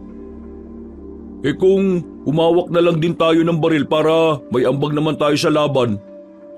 Sa totoo lang, yan din ang naiisip ko eh. Walang mangyayari kung hindi natin susubukan. Basta, ang prioridad natin ay si Lola. Kailangan natin matalo ang mga aswang para tuluyan ng makalaya ang lola natin sa panganib. Marunong akong humawak ng baril. Pero hindi ako magaling ha. Nagpa-firing lesson ako dati nung nasa tondo ko eh. Wow! Firing lesson sa tundo. Nakipagbarila ka siguro talaga. Manahimik kang ambuang ka. Hindi nakakatulong yung mga sinasabi mo ha. Napabuntong hininga na lamang ako. Bagot na bagot ako nung sandaling yon. Pero kailangan naming manatili roon gaya ng sabi sa amin ni Mang Pimento. Mabilis na lumipas sa mga oras. Sumapit na rin ang kinagabihan. Hindi pa rin kami binabalikan ni Mang Pimento mula pa noong hapon. Lola, ayos lang po ba kayo dito? Oo, ayos lang naman ako. Si Mang Pimento, wala pa rin ba? Wala pa rin po, Lola eh. Pero, Natigilan ako sa sasabihin ko nang biglang makarinig kami ng maraming putok sa labas, Kabanong. Sinyalis na nagsisimula na ang kaguluhan. Wag kayong aakyat. Dito lang kayo. Hindi ko kakayanin kapag may nangyaring masama sa inyo. Pero paano mga tao natin sa taas? Si Mang Pimento. Nang tanggapin nila ang trabahong inalok ko, alam na nila ang pwedeng mangyari. Pero kailangan natin magtiwala sa kanila. Tingin ko tama si Lola Marta. Kung aakyat tayo, baka mapaga buhay natin. Kagaya nga ng sinabi natin kanina, prioridad natin si Lola at ang mga sarili natin. Pero kailangan pa rin natin maganda. Baka mamaya makarating sila rito. Wala ba rito mga sandata? Lumabas kayo rito. Sa katabi nito ay may maliit na silid. Buksan nyo yon. Merong malaking baul doon. Sa loob noon ay ang iba't ibang uri ng mga patalim. Sinunod namin ang sinabi ni Lola. Pagbukas namin ng malaking baul, nakita namin ang malalaki at mahabang katana na dati nang ginagamit ni Lolo Solomon. Pumili kami ng magaganda at tingin naming madaling gamitin. Paglabas namin doon, saktong bumaba na si Mang Pimento. Oh, Mang Pimento, ano nangyayari?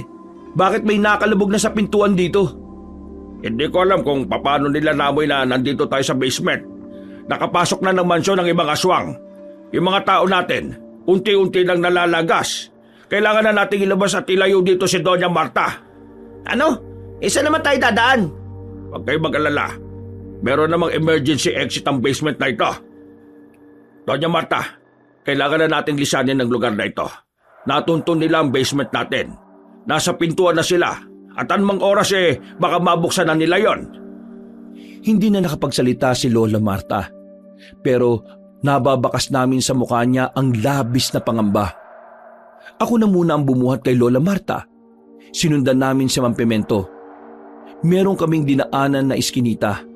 Madilim sa parteng yon. Kaya kinailangan namin gamitin ang gasera na nakuha namin. Lola Marta, saan ba ang labas nito? Sa maisa natin, merong butas sa bandang dulo nun. Kapag nakarating na tayo ron, kailangan natin mag-ingat. Yung maisa ng isa sa mga inatake ng mga aswang kagabi.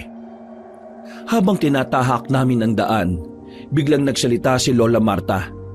Bagay na nakakurot ng damdamin ko. Iwan niyo na lang kaya ako para makatakas na kayo.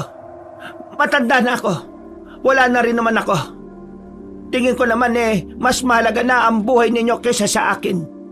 Ayaw ko maging pabigat ako sa inyo. Ang sabi ko pa naman, ako ang poprotekta sa inyo. Pero ako pa itong inaalalayan nyo ngayon. Hindi ka pabigat, La. Hindi ka dapat nag-iisip ng ganyan. Ikaw ang dahilan kung bakit kami nakatindig ngayon. Ikaw ang dahilan kung bakit may lakas kami ng loob. Gagawin namin ang lahat ng makakaya namin para lang mailigtas ka, Lola. Kayang-kaya ka talaga ng papa mo. Matigas ang ulo pero mapagmahal sa pamilya. Maraming salamat sa inyo mga apo ko. Pasensya na kayo at nadadamay kayo sa problemang dapat ay matagal nang tapos. Huwag po kayo humingi ng pasensya, La. Apo niyo po kami. Kaya kahit na ano mangyari, hindi po namin kayo pwedeng pabayaan.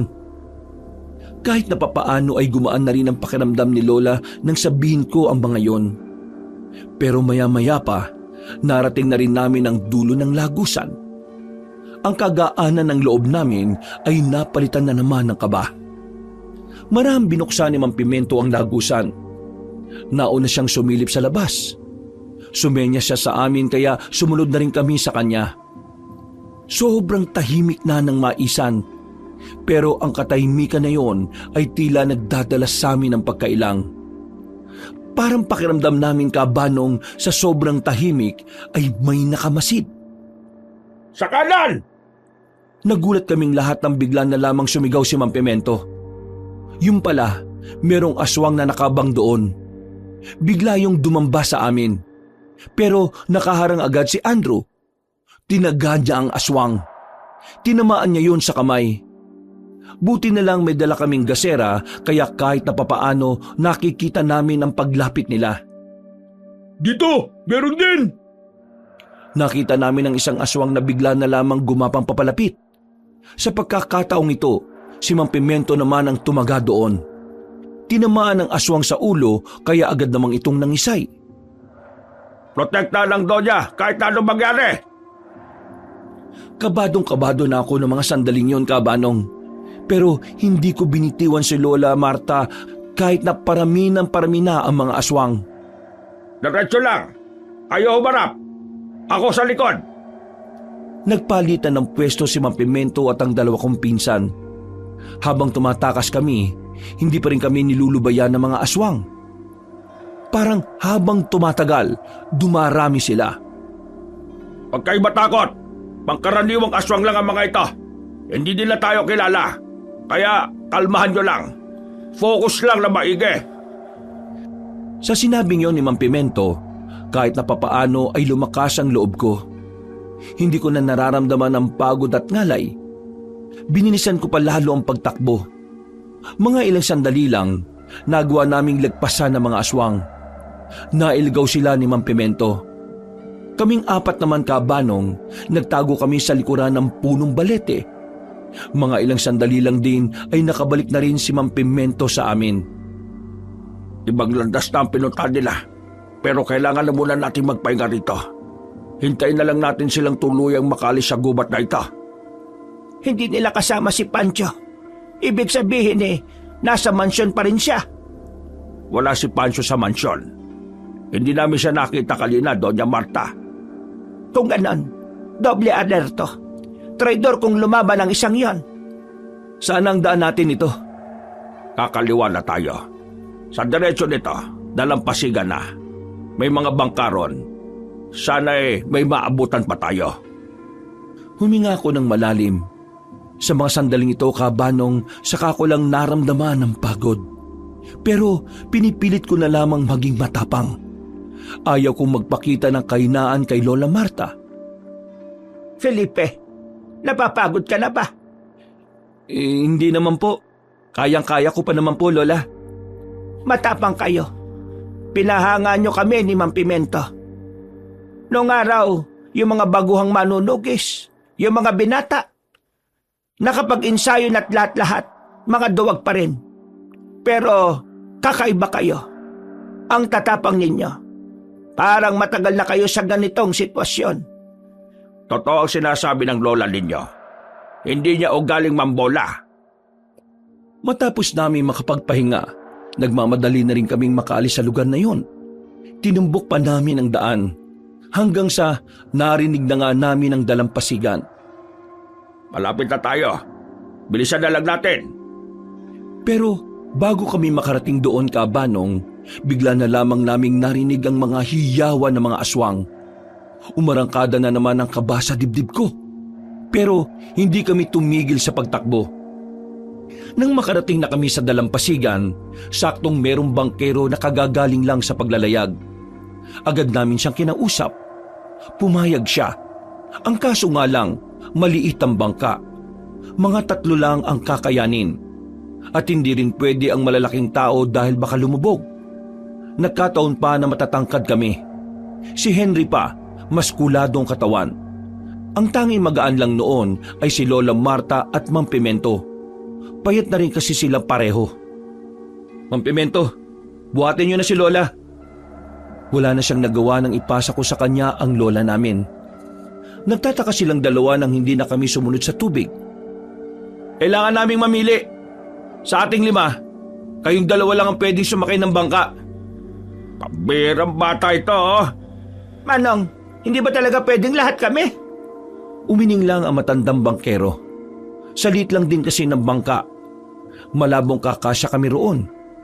Kaya kahit na masakit para kay Lola, pinilit kong ipaliwanag sa kanya na mas kailangan niya makaligtas. Kesa naman lahat kami ay mamamatay. Magiging ayos lang kami, La. Magkikita ba tayo ulit? Sige na, Mang Pimento. Sakay na sa bangka. Wala na tayong oras. Kailangan niya na makaalis. Kaya na namin to, Lola. Diyos ko naman. Patawad mga apo. Nalagay kayo sa ganito. Lola, mahal ka namin. Kaya namin to ginagawa. Huwag po kayong mag-alala. Magkakasama-sama ulit tayo. Naiyak na lamang si Lola ng mga sandaling yun, Kabanong. Pero pinilit na namin siyang makasakay sa bangka. Nang umandar na ang makina ay agad na rin silang nakalayo. Habang kami namang 3, naghanap na muna kami ng matataguan. Gumilit kami sa mga kawayanan. Pagsilip namin sa dalampasigan, nakita namin ang mga asong itim. Matatangkad. Ganun na ganun ang nakita naming aso nung nagpunta kami sa San Sinukob. Pigil ang hininga namin. Para lang hindi kami makalika ng kahit na anong ingay. Maya-maya pa, nakita na lamang naming nag-aalisa na ang mga aso. Aswang ang mga yon, kaya mag-iingat tayo sa malalaking aso na gaya nun. Doon tayo, dali! Kumaliwa na kami. Buong akala namin ay wala na kami makakasalubong na aswang. Pero mali kami ng inakala. Sa parting yun pala, may mga nag-aabang ding nilalang. Nakita nila kaming may hawak na mga sandatang patalim. Kaya mabilis silang humarang sa daraanan namin. Oh no! Ito na ba yung ending natin? Tigilan mo nga yung ganyan. Hindi makakatulong para tumaas sa moral natin. Tanda 4 lang yan. Kaya natin yan. Nagpapaikot-ikot ang mga aswang sa amin habang kami naman ay magkakadikit. Bigla na lamang silang umatake sa amin. Hindi naman kami nagpatinag sa kanila. Mabilis namin silang tinaga. Tinamaan agad ang 2. Naging dahilan yon para kahit papaano ay mas lumakas ang loob namin. Hindi kami nagpasindak. Kami naman ang umabante. Pero sa ginawa namin yon, nadali ako sa braso. Mabuti na lang ay hindi siya ganun kalalim. Pero ramdam na ramdam ko pa rin ang sakit. Ayos lang ako. Tuloy lang. Walang mawawala sa focus, ha? 2 na lang naman to, 3 pa tayo. Mga pre, ako uuna. Kapag napukaw kong atensyon nilang 2, saka nyo atakihin. Sasalisin lang tayo. Sige, magandang ideya nga yan. Sandali kaming nakipagpakiramdaman sa mga aswang na yun, Kabanong. Nang mapalibutan na naming 3, naunang umabante si Andrew. Nang mawala sa focus ang 2 natitirang aswang, hindi na kami nagsayang ng pagkakataon ni Henry. Agad kaming lumapit at nataga na namin yon sa ulo. Agad na bumulagta ang 2 aswang. Bago namin iwan ang bangkay ng mga yon, hinugasan pa namin ang mga katanan namin sa tubig. Kaunting lakad lang, may mga narating kaming kabahayan. Pero kahit na anong sigaw namin, wala ni isa sa mga yon ang nagbubukas. Tila ba alam na mga yon ang tungkol din sa mga aswang? Kaya naman hindi na kami umasa pang may makakatulong sa amin noon. Naganap na lang muna kami ng mapaglilipasan ng gabi. Nag-aabang kasi kami ng bangkero na maaaring mapakiusapan. Nasa likuran kami ng mga nakatambak na buko. Wala na kaming pakialam kahit na malamok. Sana naman, wala nang aswang na makakita sa atin dito, no? Isang malalim na paghinga na lamang ang nagawa ko, Kabanong. Pinagdasal ko na lang sana walang mangyaring masama sa amin habang naroroon kami. Maya-maya pa ay namayanin na rin ang katahimikan sa amin. Unti-unti na kaming nakakaramdam ng antok. At hindi na nga namin namalayan, nakatulog na pala kami. Nagising na lamang kami dahil sa mga ingay na naririnig namin. Umaga na pala. Gising na ang lahat ng taong naroroon. Napabangon kami kaagad. Nakahinga ako ng maluwag nang makitang wala namang nangyari sa dalawa kong kasama. Umaga na, tara na. Baka may bangkero na sa dalampasigan. Hindi na kami nag-atubili pa. Dali-dali na kaming tumakbo patungo roon. Hindi na namin pinansin ang mga taong nakatingin at nagtataka sa amin. Pagdating namin sa dalampasigan, agad naming nilapitan ang matandang lalaki at binatilyo. May kalakihan ng bangkang gamit nila. Kaya naman pinili talaga namin sila na pasakayin kami. Naawa naman sila. Kaya sa huli ay pumayag na rin sila. Maraming salamat po Hulog po kayo ng langit sa amin. Ngumiti lang ang matandang lalaki at hindi man lang yun nagsalita. Ang binatilyo naman, seryoso lang na nakatingin sa amin. Mula nang sumakay kami sa bangka, hindi nawawala ang tingin niya sa aming magpipinsan. Nakakailang, pero hindi ko na lang din pinapansin. Makalipas lang ang halos kalahating oras, nagtaka kaming tatlo kung bakit umahon kami sa isa pang dalampasigan. Kumpara sa pinanggalingan namin, itong inahunan namin ay medyo kakaiba ang lugar na yon. Meron kasi mga nakatusok na mga kawayan sa lupa na hindi naman namin alam kung para saan. Manong, bakit po tayo nandito? Hindi po yata ito yung dapat natin puntahan. Wala pa rin kaming matanggap na salita mula sa matanda. Ang binatilyo naman, tutok pa rin ang mga mata sa amin. Pagbaba namin ng bangka, doon na nila kami nginitian ng kakaiba. Nakaramdam na kami ng kaba. Natayak lang namin kung anong nangyayari nang magpakita na sila ng senyales. Nagbago ang kulay ng kanilang mga mata. Bigla ring may mga umumbok na ugat sa mukha nila. Mga aswang ang mga lintik! Lumalabas din pala sila sa umaga? Hinanda agad namin ang daladala naming sandata, Kabanong. Pero nanlaki ang mga mata namin nang makitang may iba pang aswang na dumating. Naroon din na matandang tinatawag nilang Lolo Pancho. Ha! Tingnan mo nga naman ang buhay. Kung kailan hindi ko kayo hinahanap, ngayon ko pa kayo nakita. Dito ba talaga kayo napadpad? Sa lugar kung saan ito ang bago kong binubuong tahanan para sa mga aswang. Mga aswang ang narito? Mga aswang nga. Pero hindi nyo yun naaalata kasi ano nga naman ang alam ng mga binatang taga Manila? Kaya pala, nung nasa pamilyan pa lang tayo, hindi na ako komportable sa mukha mo eh. Aswang ka pala. Ang totoo dyan, hindi pa sana kami gagawa ng paraan para gumanti kay Doña Marta. Ang kaso nga lang, ikaw na lalaki ka, binigyan mo ko ng panibagong dahilan. Eh di, dahil lang sa natapon ng mga isda, kaya kagaganti ulit kay Lola? Ang babaw naman ang dahilan mo, kasi babaw ng pag-iisip mo. Baliw ka. Huwag mo nang asarin pa. Kahit ano pa ang sabihin mo, wala na kayong magagawa. Magiging isa na kayo sa amin. Anong ibig mo sabihin? Gagamitin ko kayo laban sa lola ninyo. Gagawin ko kayong isa sa amin. Gagawin ko kayong aswang. Agad kong tinutulan ng sinasabing yon ni Mang Pancho. Tinaas ko kagad ang sandatang hawak ko at nakigaya na rin ang dalawa kong pinsan. Hindi kami papayag sa gusto mo. Mas pipiliin na lang naming mamatay kaysa maging isa sa inyo. Huwag kayo mag-alala. Hindi kayo masyado masasaktan sa gagawin namin panghuli sa inyo. Mga bata, kayo na bahala! Pumalibot na sa amin ang mga aswang na hindi na rin namin mabilang kung ilan. Naglumusob sila sa amin ay agad naman namin silang nilabanan. Nagagawa naman namin silang tamaan. Ang kaso nga lang, parang hindi nila yun iniinda. Pambihirang buhay to, oh. Matiisin sila sa mga taga na ginagawa natin eh. Hindi sila nagtitiis. Wala lang talaga silang pakialam sa ginagawa natin.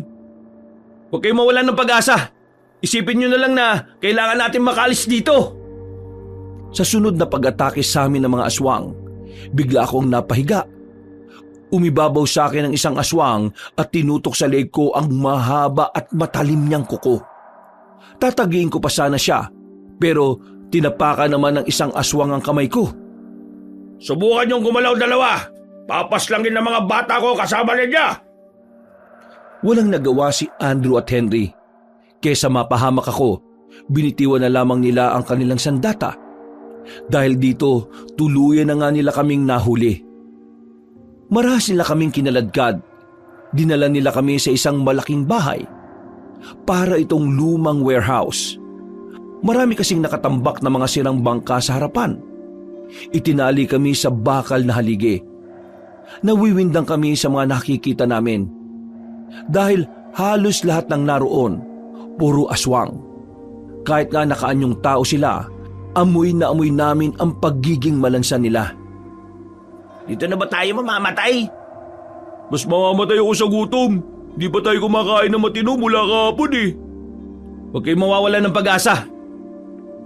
Mabilis na lumipas sa mga oras. Sumapit na rin ang kinagabihan. Naririnig na namin ng mga aswang na nag-iingay. Hindi namin alam kung anong ibig sabihin ng mga sinisigaw nila. Pero maya-maya lang, biglang dumating si Mang Pancho.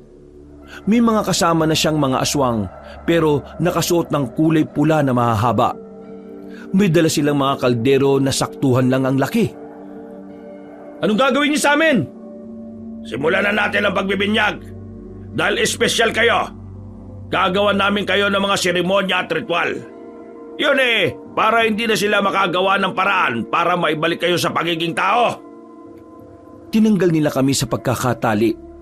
Pinalitan nila ng posas ang kamay namin. Kinaladkad nila sa mahabang lamesa. Pagbukas ng mga kaldero, umalingaso agad ang amoy na masakit sa ilong.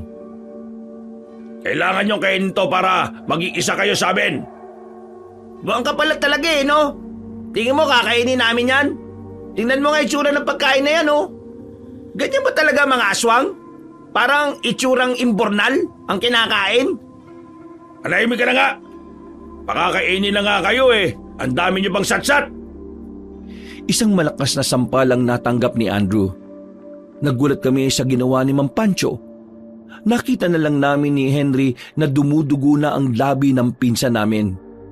Nahihilo siya sa sampal na yon. Wala kayong karapatan na umangal dahil nasa loob kayo ng balwarte ko. Gagamitin ko kayo laban kay Doña Marta. At yun ang mangyayari dahil yun ang gusto ko. Gigil na gigil si Mang Pancho. Mga ilang sandali lang, sumenyas na siya sa mga kasama niya para ipakain sa amin ng sapilitan ang mga nakalagay sa kaldero. Isusubsob na sana nila kami sa kaldero pero biglang may nangyaring hindi nila inaasahan. Narinig nila ang sunod-sunod na putukan ng baril sa labas. At dahil nga rito, nagsimula na silang mataranta. Noong mga sandaling yon, tila nabuhayan na kami ng dugo. Nagkaroon kami ng pag-asa, Kabanong, dahil alam namin na mga naririnig namin sa labas ay dumating para tulungan kami. Ano bang tinitingin-tingin nyo dyan, mga ilayo pa kayo? Labanan nyo mga yan! Magsisimula ng pagkatalo ninyo, Mang Pancho! Manimik ka! Ipapakita ko sa inyo kung paano namin ubusin ang mga inaasahan nyong magliligtas sa inyo! Itali nyo mga yan! Umalis si Mang Pancho habang kami ay naiwan doon kasama ng ibang aswang na nagbabantay. Hindi nagtagal, mas lalong lumakas sa mga putukan sa labas. Nasipat namin na ang ilan sa mga tauhan ni Lola ay nakalapit na sa kinalalagyan namin. Ang mga nagbabantay sa amin ay agad-agad nang nagpulasan. Takot na takot sila. Hindi nila alam ang kanilang gagawin dahil maraming bala ang pinapaulan. Kaya naman, nagkaroon sila ng pagkakataon na makalapit sa amin. Kinalagan nila kami. Binigyan din nila kami ng baril. Kinuha din namin ang itak na nadaanan namin. Noong mga sandaling yun, Kabanong, nakipagsabayan na kami sa mga aswang. Ang gulo, parang nagkakandalabo-labo na. Lalo na nang maubusan na ng bala mga kakampi namin. At tanging itak na lang din ang gamit nila. Saktong naubusan kami ng bala, nakita naming nakikipaglaban si Mang Pimento kay Mang Pancho. Kita namin parang nahihirapan na si Mang Pimento. Pero hindi kagad kami lumapit. Tumabi na muna kami sa gilid habang nagmamasid. Nakuha kami ng tamang pagkakataon kung kailan kami aatake. Matanda ka na, Pimento! Bakit hindi ka nalang mamatay at maging pataba sa lupa? Mas matanda ka sa akin, Pancho. Ikaw yata ang dapat na mauli. Inaagnas ka na pero buhay ka pa rin. Ano sinabi mo? Pikon ka pa rin, Pancho. Kahit na kailan, hindi ka talaga tumatagal sa mga simpleng asaran. Tatagal ka nga kaya sa laban na ito. Huwag ka magsalita na parang kaya mo akong paslangin. Tao ka lang, pero ako, aswang ako. Mas mataas kami sa inyo, no pa man? Huwag mong maliitin ang mga tao. Hindi mo alam ang kayang gawin ng mga tao, Pancho. Tapusin na lang natin to para magkaalaman na. Muling umatake matandang aswang kay Mang Pimento. Nag-aalala kami nang makitang tumalsik siya. Pinigilan ko ang dalawa kong pinsan nang gusto'y na nilang umatake. Para sa akin kasi, hindi pa yun ang tamang pagkakataon. Kaya naman, kahit na nahihirapan kaming makita na nabubugbog si Mang Pimento, tiniis na lang namin. Ano, Pimento? Wala ka na bang ibang gagawin kundi salawin ang lahat ng atake ko? Wala ka talagang silbi kahit na kailan. Sige lang, magsalita ka lang na magsalita. Wala kang alam sa plano kong gawin. Ano sinabi mo? Napatingin na lamang si Mang Pancho sa hita niya. Kahit kami rin, hindi alam kung ano ang nangyayari doon. Basta nakita na lang naming napalhod na ang isang tuhod ni Mang Pancho. Walang iya ka! Anong ginawa mo sa kaliwang hita ko? Sa kakatake mo, hindi mo lang namalayan na nailagay ko na ang aspili sa hita mo. Ang aspili na yun ibinabad ko sa halo-halong bawang at laway ng King Cobra. Pahihinain at pamamanhidin niya ang katawan mo hanggang sa hindi ka na makagalaw. Ha! Talo ka, Pancho! Talo ka!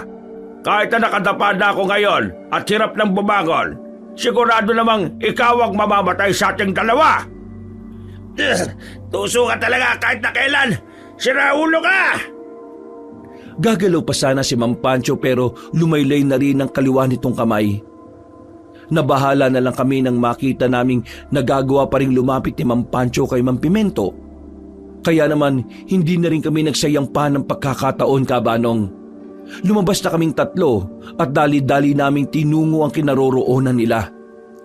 Napatingin sa amin si Mang Pancho. Tinarak namin ang daladala naming itak. Wala na siyang nagawa ng tuluyan ng bumao ng mga patalim na hawak namin. Unti-unti na siyang napaatras.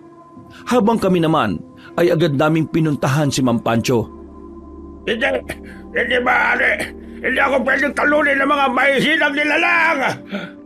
Pagbagsak niya, tuluyan na rin siyang nalagutan ng hininga.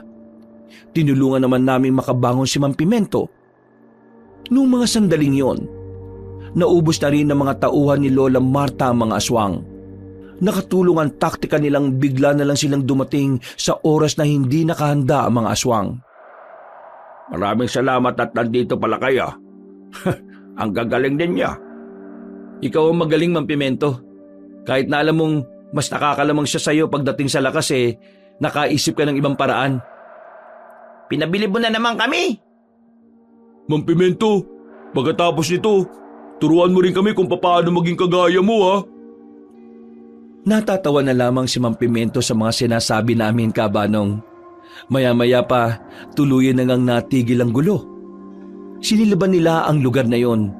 At hindi na rin naman nagtagal, nilisan na rin namin ang lugar. Aminado kong hindi rin talaga makapaniwala na nagawa naming mapanalo. Buong akala ko kasi, hindi rin uubra ang mga tao ni Lola Marta. At akala ko rin, hindi rin namin kakayanin ang ganong klase ng labanan. Mabuti na lang, umayon sa amin ang sitwasyon. Hindi kami nawala ng pag-asa. Para sa pagkapanalo! Para sa kapayapaan ng angkan natin! Para sa husay ni Mang Pimento at para sa pagiging pinuno ni Lola! Maraming salamat sa inyong mga tulong. Kung hindi dahil sa inyo at sa mga tao natin, hindi natin matutuldukan ang matagal nang dapat natigil na gulo. Kayo ang dahilan kung bakit ang angkan na ito ay malalagay na muli sa kapayapaan. Doña Marta, kagaya ng lagi kong sinasabi, ang buhay ko'y iaalay ko sa inyong angkan. Kahit na ano pa man ang mangyari. Maaasahan ka talaga kahit na kailan. O paano? Magsaya na tayo. Siguro naman pwedeng-pwede na tayo magdiwa ngayon. Pwedeng-pwede na. At bukas, kapag maganda ang panahon, ituloy ninyo ang inyong pamamasyal. Ayun oh! Isang linggo na ang nakalipas mula na matalo namin ang mga aswang kabanong. Nasa maayos na kalagayan na si Lola. Bumalik na rin ang lahat ng operasyon ng mga negosyo niya. Habang kami naman, nakatakda kaming bumalik sa Maynila. Pero plano na rin namin bumalik at samahan si Lola sa pamumuhay nito. Ang daming nangyari. Ang daming kaganapan na talaga namang nagdulot ng takot, pangamba at trauma sa amin. Pero ang lahat ng iyon ay nagsilbing aral at basihan para mas lalo pa kaming maging matatag sa kahit na anumang hamon ng buhay. Lahat ng salita ni Lola Marta palagi naming inaalala at lahat ng itinuro sa amin ng mga karanasan, pangit man o hindi, lagi naming daladala. Mananatiling aral ang tila impyernong panaginip na dulot ng mga aswang. At ngayon, nilalasap na namin ang kapayapaan kasama ang mga mahal namin sa buhay. Wakas! Hello mga kabangers, mga kayanggaws, kabanong pole. And this time tayo po ay magsha-shoutout. Siyempre ito maganda. Meron kasi tayo ngang membership ngayon dito sa ating channel. At meron na po tayo mga members, mga special members na mga bangkilan ang kanilang nasalihang level. So sila po ay magkakaroon ng special shoutout in every video po na gagawin natin. So hindi po sila mawawala. Every time na may video tayo, isa-shoutout po natin. Kaya kayo po, kung gusto nyo pong laging nasa shoutout at makatulong na rin po at makasuporta po sa channel natin, ay kung maaari lang po ay tayo ay magpa-member na rin po. Di ba? Member po tayo ng mga kwento ni Kabanong YouTube channel. So, unang-una po na naging member po natin dito, walang iba kundi si Lance MBB. Yan po ang kanyang pangalan. So shoutout po Lance MBB at syempre kay Mayan Zuvela. Yan, Mayan Zuvela. Hello, shoutout po sa iyo. And kay Christopher Kalima. Yan, shoutout po kay Christopher Kalima at kay Almira Alodo. Hello po, special shoutout po sa ating mga member! Yahoo! Yan, okay, so sana nga po yung mga iba po dyan na gusto na lagi na siya shoutout ay mag-member na rin po kayo sa atin. And sooner or later, magkakaroon rin po tayo ng membership na level na bukod sa special shoutout palagi sa ating mga videos, ay magkakaroon din po sila ng t-shirt na kasama. O, di ba? So, kaya kung ako sa inyo ay sumali na kayo, mag-member na po tayo sa ating mga kwento ni Kabanong YouTube channel. At sa mga nagtatanong kung paano maging member, so dun po sa ating video, sa ilalim po, sa katabi po ng pangalan ng YouTube channel natin, yung mga kwento ni Kabanong, meron po dun join button. So yung join button na yun, pindutin nyo lang po yun at dun nyo na pa makikita yung may fill-upan kayo dun para maging member po kayo ng mga kwento ni Kabanong YouTube channel. So pindutin nyo lang po yun, alright? At syempre sa yung mga nagko-comment rin po ay bibigyan po natin kayo, isa-shoutout po natin kayo randomly, so mamimili po tayo ng mga isa-shoutout po natin. So simulan na po natin. Shoutout po kay Anicel, ayan po, taga Cabanatuan City, kay Benedicta Nieves From Arita, Nueva Vizcaya, Bernardita de la Cruz. Hello po, shoutout po sa inyo. And kay FR Monogatri. Ayan po, silent listener na po daw siya. Then kay Jessica Rojas. Hello po, shoutout po sa inyo from Kuwait. Kay Sherlyn Joseco. Hello po. And kay Arnold Salazar. Coming from Tarlac City po ito. And kay Noel Reyes. Ayan, Noel Reyes. Hello po. Shoutout po from Catanduanes. Hello po. Then kay Sam Rendeza. Hello po from Riyadh, Saudi Arabia. Kay Hurricane Hurry. Ayan, 5256. Hello po sa iyo. And kay Elyahin. Elyahin. Ano ba ito from Dubai? And kay Tiffany Hosaka. Hello po. Ayan po. Hindi daw niya pinalalagpas ang ating mga kwento. Kay Tiffany Hosaka. And kay Jasmine Girinya. Yan. From Bustos, Bulacan. Kay Azaira pala, sorry, Azaira. And kay Franski 3693, hello po, yan, lagi po daw siyang nakikinig. Okay po, and syempre sa kay Pinay Guardia, kay Josephine Sario ng Bahrain. Alako, nakarating rin ako ng Bahrain sa boses ko. And kay Sally Albino, hello po. And kay Jomara Tamosa, ayan, kay Edward Parungao. And kay Jocelyn Almero, hello po. Kay Jay Mortiza, ayan, from Singapore, lagi daw siya nakikinig. Kay Stainless Finisher, ayan, hello po. And kay Jane Rose Bison, kay Jocelyn Nazareno, ayan, watching from Riyadh, hello po sa inyo. And kay Esther Badonya, ayan, kay Jezebel Haleko, hello po, ayan. And syempre, yan, from Mongolia naman to, ha. And kay Arnold Ginokor, ayan, hello po. And kay Noemi Garcia Pabunan, hello po sa inyo. At shoutout rin po kay Fernando Bornillo, ayan. And kay Michelle Kumura, listening from Japan, hello po. And kay Rose Ann Gregorio, kay Lea Espina, and kay Juliet Peñaranda from Iligan City. Hello po. So, yun po mga kaibigan, sa mga naramdon shoutout po natin. Sa mga susunod po natin uli na video, sana'y mag-comment po kayo, no? Don't forget to comment and like yung ating video, and mas maganda, i-share rin po natin. At sa mga hindi pa nakakapag-subscribe, sa mga bagong bisita po natin dito sa ating channel, don't forget to click that subscribe button and ating pong notification bell para lagi kayong nanonotify pag meron po tayong mga bagong video. So once again, sana nga po ay mag-member na rin po kayo para lagi po kayo continuously,